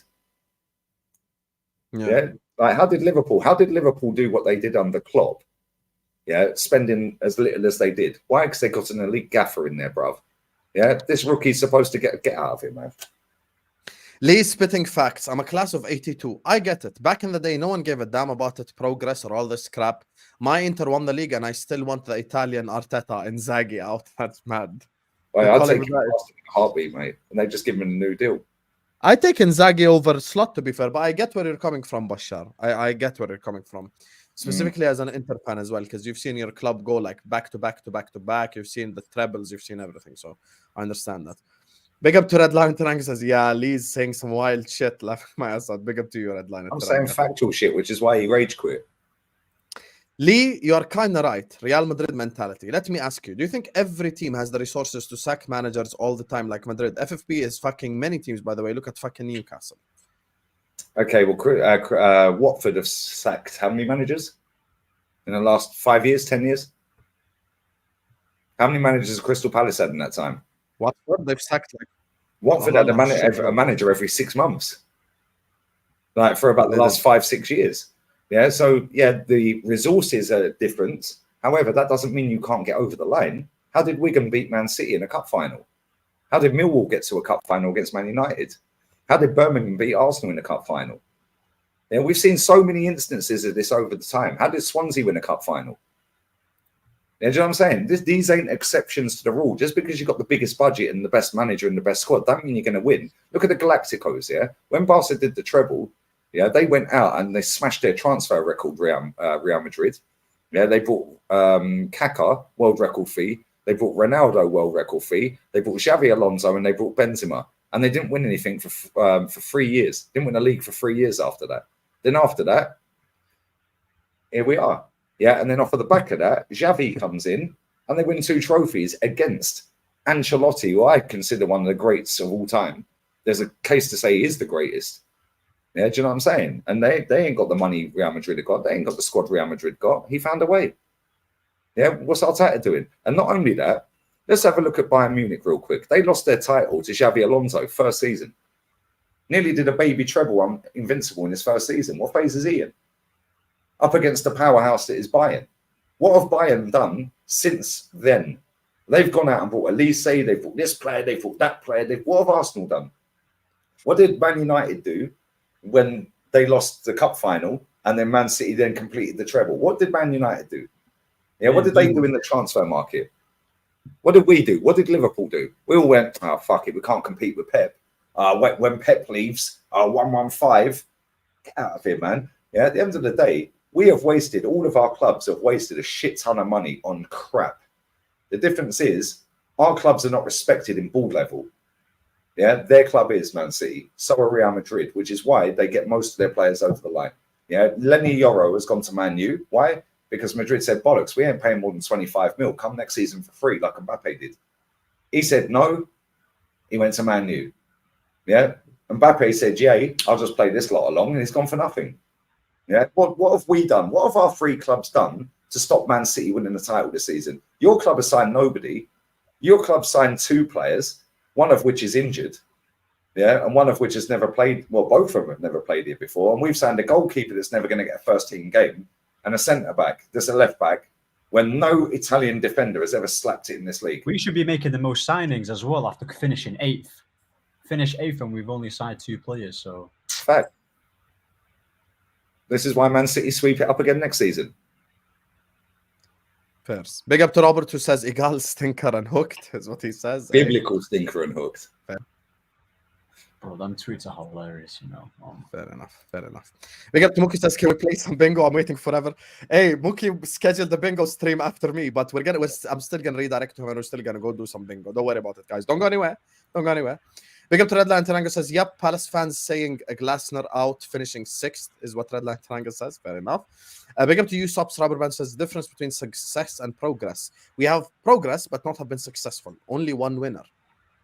It's the same with United. We've had like a successful season, but we were still dead. Whereas with Arsenal, they weren't successful, but they were still better in terms of like how they play. Do you get it? So that's it all comes down to aesthetics and league finishes. We finished above you, yeah, but we both lost the league.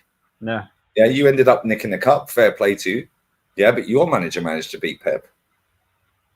Yeah, our manager managed to beat Pep when he first got the job in a semi-final and then done Chelsea in the final. Yeah, since then he's got rid of everyone and won nothing. Yeah, and this is the problem. Progress is a buzzword. It's a buzzword. Oh, there's progress. What? Because you finished a few league spots higher. You lost the league, mates. Yeah, we're not talking about Mickey Mouse football clubs. We're talking about Liverpool, Man United, and Arsenal here. Yeah, the 3 biggest clubs in England. Yeah, and we're talking about progress. Oh, but look at what he's done. He's transformed the club. Shut up. We're the 3 biggest clubs in England. Yeah, and we're letting that lot just walk away with trophies every year. Come on, man. And this lot are all happy with it. That was a gal in mosquito form. As much as I can disagree with Lee, his prime time is what Nanine says. Yes, sir. I knew this was coming as soon as I sent him the link. Arteta wasn't the coach when Ian Wright was late. And then he says Ian Wright wasn't the captain to kids, all under 23. Well, that's irrelevant. Who was our captain when we was with a younger squad in 2008-9 season playing the Champions League semi-final against Man United with a younger squad factually? than we've ever had under Super Duper Mick. I never once heard, but it's a young squad. We've got the youngest squad in the league. Yeah. What did Jose have? Oh, he was the youngest manager in the league, and he had the youngest squad ever to win a league, and he did it in his first season. Oh, and then he retained it. Youngest squad ever, best defense ever. Yeah, what phase was he in? Oh, but Roman bankrolled it. What, you're telling me Arsenal was skin? You're telling me all these other clubs, Man United were skin? Yeah, then the Sheikh come along, yeah, and then he took up, and then what? So what did Arsenal do? They folded. Liverpool folded.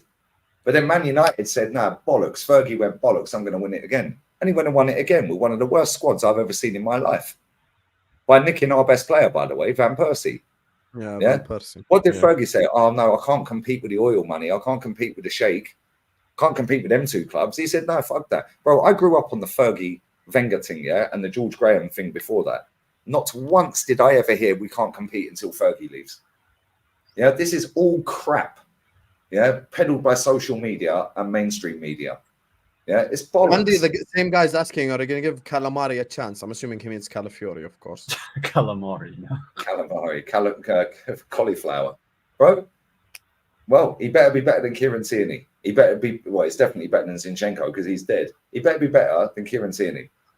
Yeah, because he's our best left back. So let's see, but he's the most protected player at our club now. Yeah, because there's nothing you can say, even if he drops 5 stinkers in a row. Oh, but it's his first 5 games. Yeah, last season, our manager sat there and said, we've got to give 29, 50 games before we can judge him. Do me a favour. 50 games before we can judge a player. What are we doing here, bruv? The same people in our fan base. How many games did Erling Haaland need to be before he got judged? He hit the ground running. How many games did he need before he got judged? Because in his first 12 games for Arsenal, he scored 10 goals under Unai Emery. How many games did he need? It's BS, bruv. I'm sick and tired of the PR. Arteta right now is what Poch was at Spurs, 0 success. To be fair, I'm gonna say Arteta won an FA Cup, Poch won nothing. So that's what I'll say. So yeah. Big up to Papa Beard says, and we signed too much. Fuck my life. But Chelsea, FFP, wah, is what Papa Beard says. Obviously mocking Egal there. I can't lie to you, Egal and the Chelsea fans' rivalry will forever be a rivalry that is just because he's got higher standards for every other club, bruv. Yeah, he's going to be on to Maresca, by the way, next season. Watch Egal. He's going to be on to him when he loses. Yeah, he will be. He will be on to him. He said he'll give Calafiori 1 year before I will be he'll on judge to everyone next year. I'll be honest with you. Slot included. Everyone. I'm going to be on. Bro, he said he'll give Calafiori 1 year before he judges it. Nah. What? Okay, cool. Well, now he said that. Cool. Let's hope he don't gas him up after 2 performances then. Egal is rightly get with the times. Arsenal are now winning combined 11s with Real Madrid. The players now seem to because like Sir Arteta. Saving them from bad Aubameyang is what Sir Blaze is saying. Yeah. Blaze, let's not talk about Champions Leagues. Why are we talking about Champions Leagues? I mean, that's just pointless. Let's talk about who we can get in the combined 11. Toss up between Ben White and Carvajal. You know what's mad? I have to say, honestly, in that video, at the time, he was wrong. It's crazy putting like 9 Arsenal players in a Madrid combined 11. But 6 months later, I think the Carvajal Ben White one has got to be the worst one ever because Carvajal is getting genuine Ballon d'Or shouts. Like people Carvajal will always be better than Ben White. So I don't know why even. Well, it's a toss up between Carvajal and Ben White. Ben White's never won anything. Scotland Champions League final, I'm pretty sure. No, but that's not what I'm saying. I'm saying people will look back at that take specifically out of everything in that. Oh yeah, because I keep quote tweeting it every time. The Dari Carvajal one, Carvajal is getting. Wait, wasn't that Saka one? Who did he choose Saka over? Was it Rodrigo or Vinny? I'm pretty sure Vinny. Yeah, Vinny Jr. has been poor. Yeah, Vinny Jr. had been out for about six and he's probably going to win the Ballon d'Or as well. So he might win it. Fair enough. Then there's an opportunity to quote tweet or put it out. Yeah, but how do you pick somebody that's won nothing that played for Brighton and Leeds? Yeah, right, over somebody that's won at that point 5 Champions Leagues. How? Like, come on, what are we doing? But again, like I said before, he rage quit. He said he'd sack Arteta if he finished third. As soon as I said, okay, if he finishes third and wins the Carabao Cup, would you keep him? And he went, well, I wouldn't sack him. So trophies now matter then. Yeah. Yeah, You I can always hear imagine where you're that coming with from. yourself up. Basically, Trophy up. Lee is saying his logic is consistent. Trophies are bust, but Yeah. Egal's logic is wavering. I accept that. It goes off of the emotions. It is too emotional. Despite me and Lee disagree on a few things, what he said there, listen, it's true because you have to keep your energy consistent. No. Anyway, gonna wrap up the stream here. Lee Garner's channel is in the description. Ahmed's channel is in the description. Can one of the mods please post Ahmed's channel in the chat right now? Can we get this guy to 1K? No, You big up, bunch big up. of bozos, because he was here on Ahwa last night. He's here on A-listers today. On Wednesday, inshallah, he's going to be on Ahwa. He might be on Mo's channel tomorrow or Thursday, so he's putting in the work. One of the mods, please post Ahmed's link in the chat. Let's get him to 1K subscribers ASAP. Big up every single super chatter. This is by far the longest A-listers of all time. Like the video. Subscribe to Lewis's channel. Egal's channel is in the description. Grigs' channel also is in the description. So make sure, guys, go subscribe to every single one of the guys here, right here. Everyone, open up your live chat, hit this link, and subscribe to Ahmed's channel. Love you all. And this stream is going to take you to Mookie. Mookie is running a football bingo. I'm going to go pray and then join him on the football bingo as well. Fuck it, let's go play because I destroyed him. Me versus Mookie on football bingo is like 55-3. Like I've beaten him every single time. So I'm going to see you guys on the other side. Yalla. Egal out. Peace out. Take off.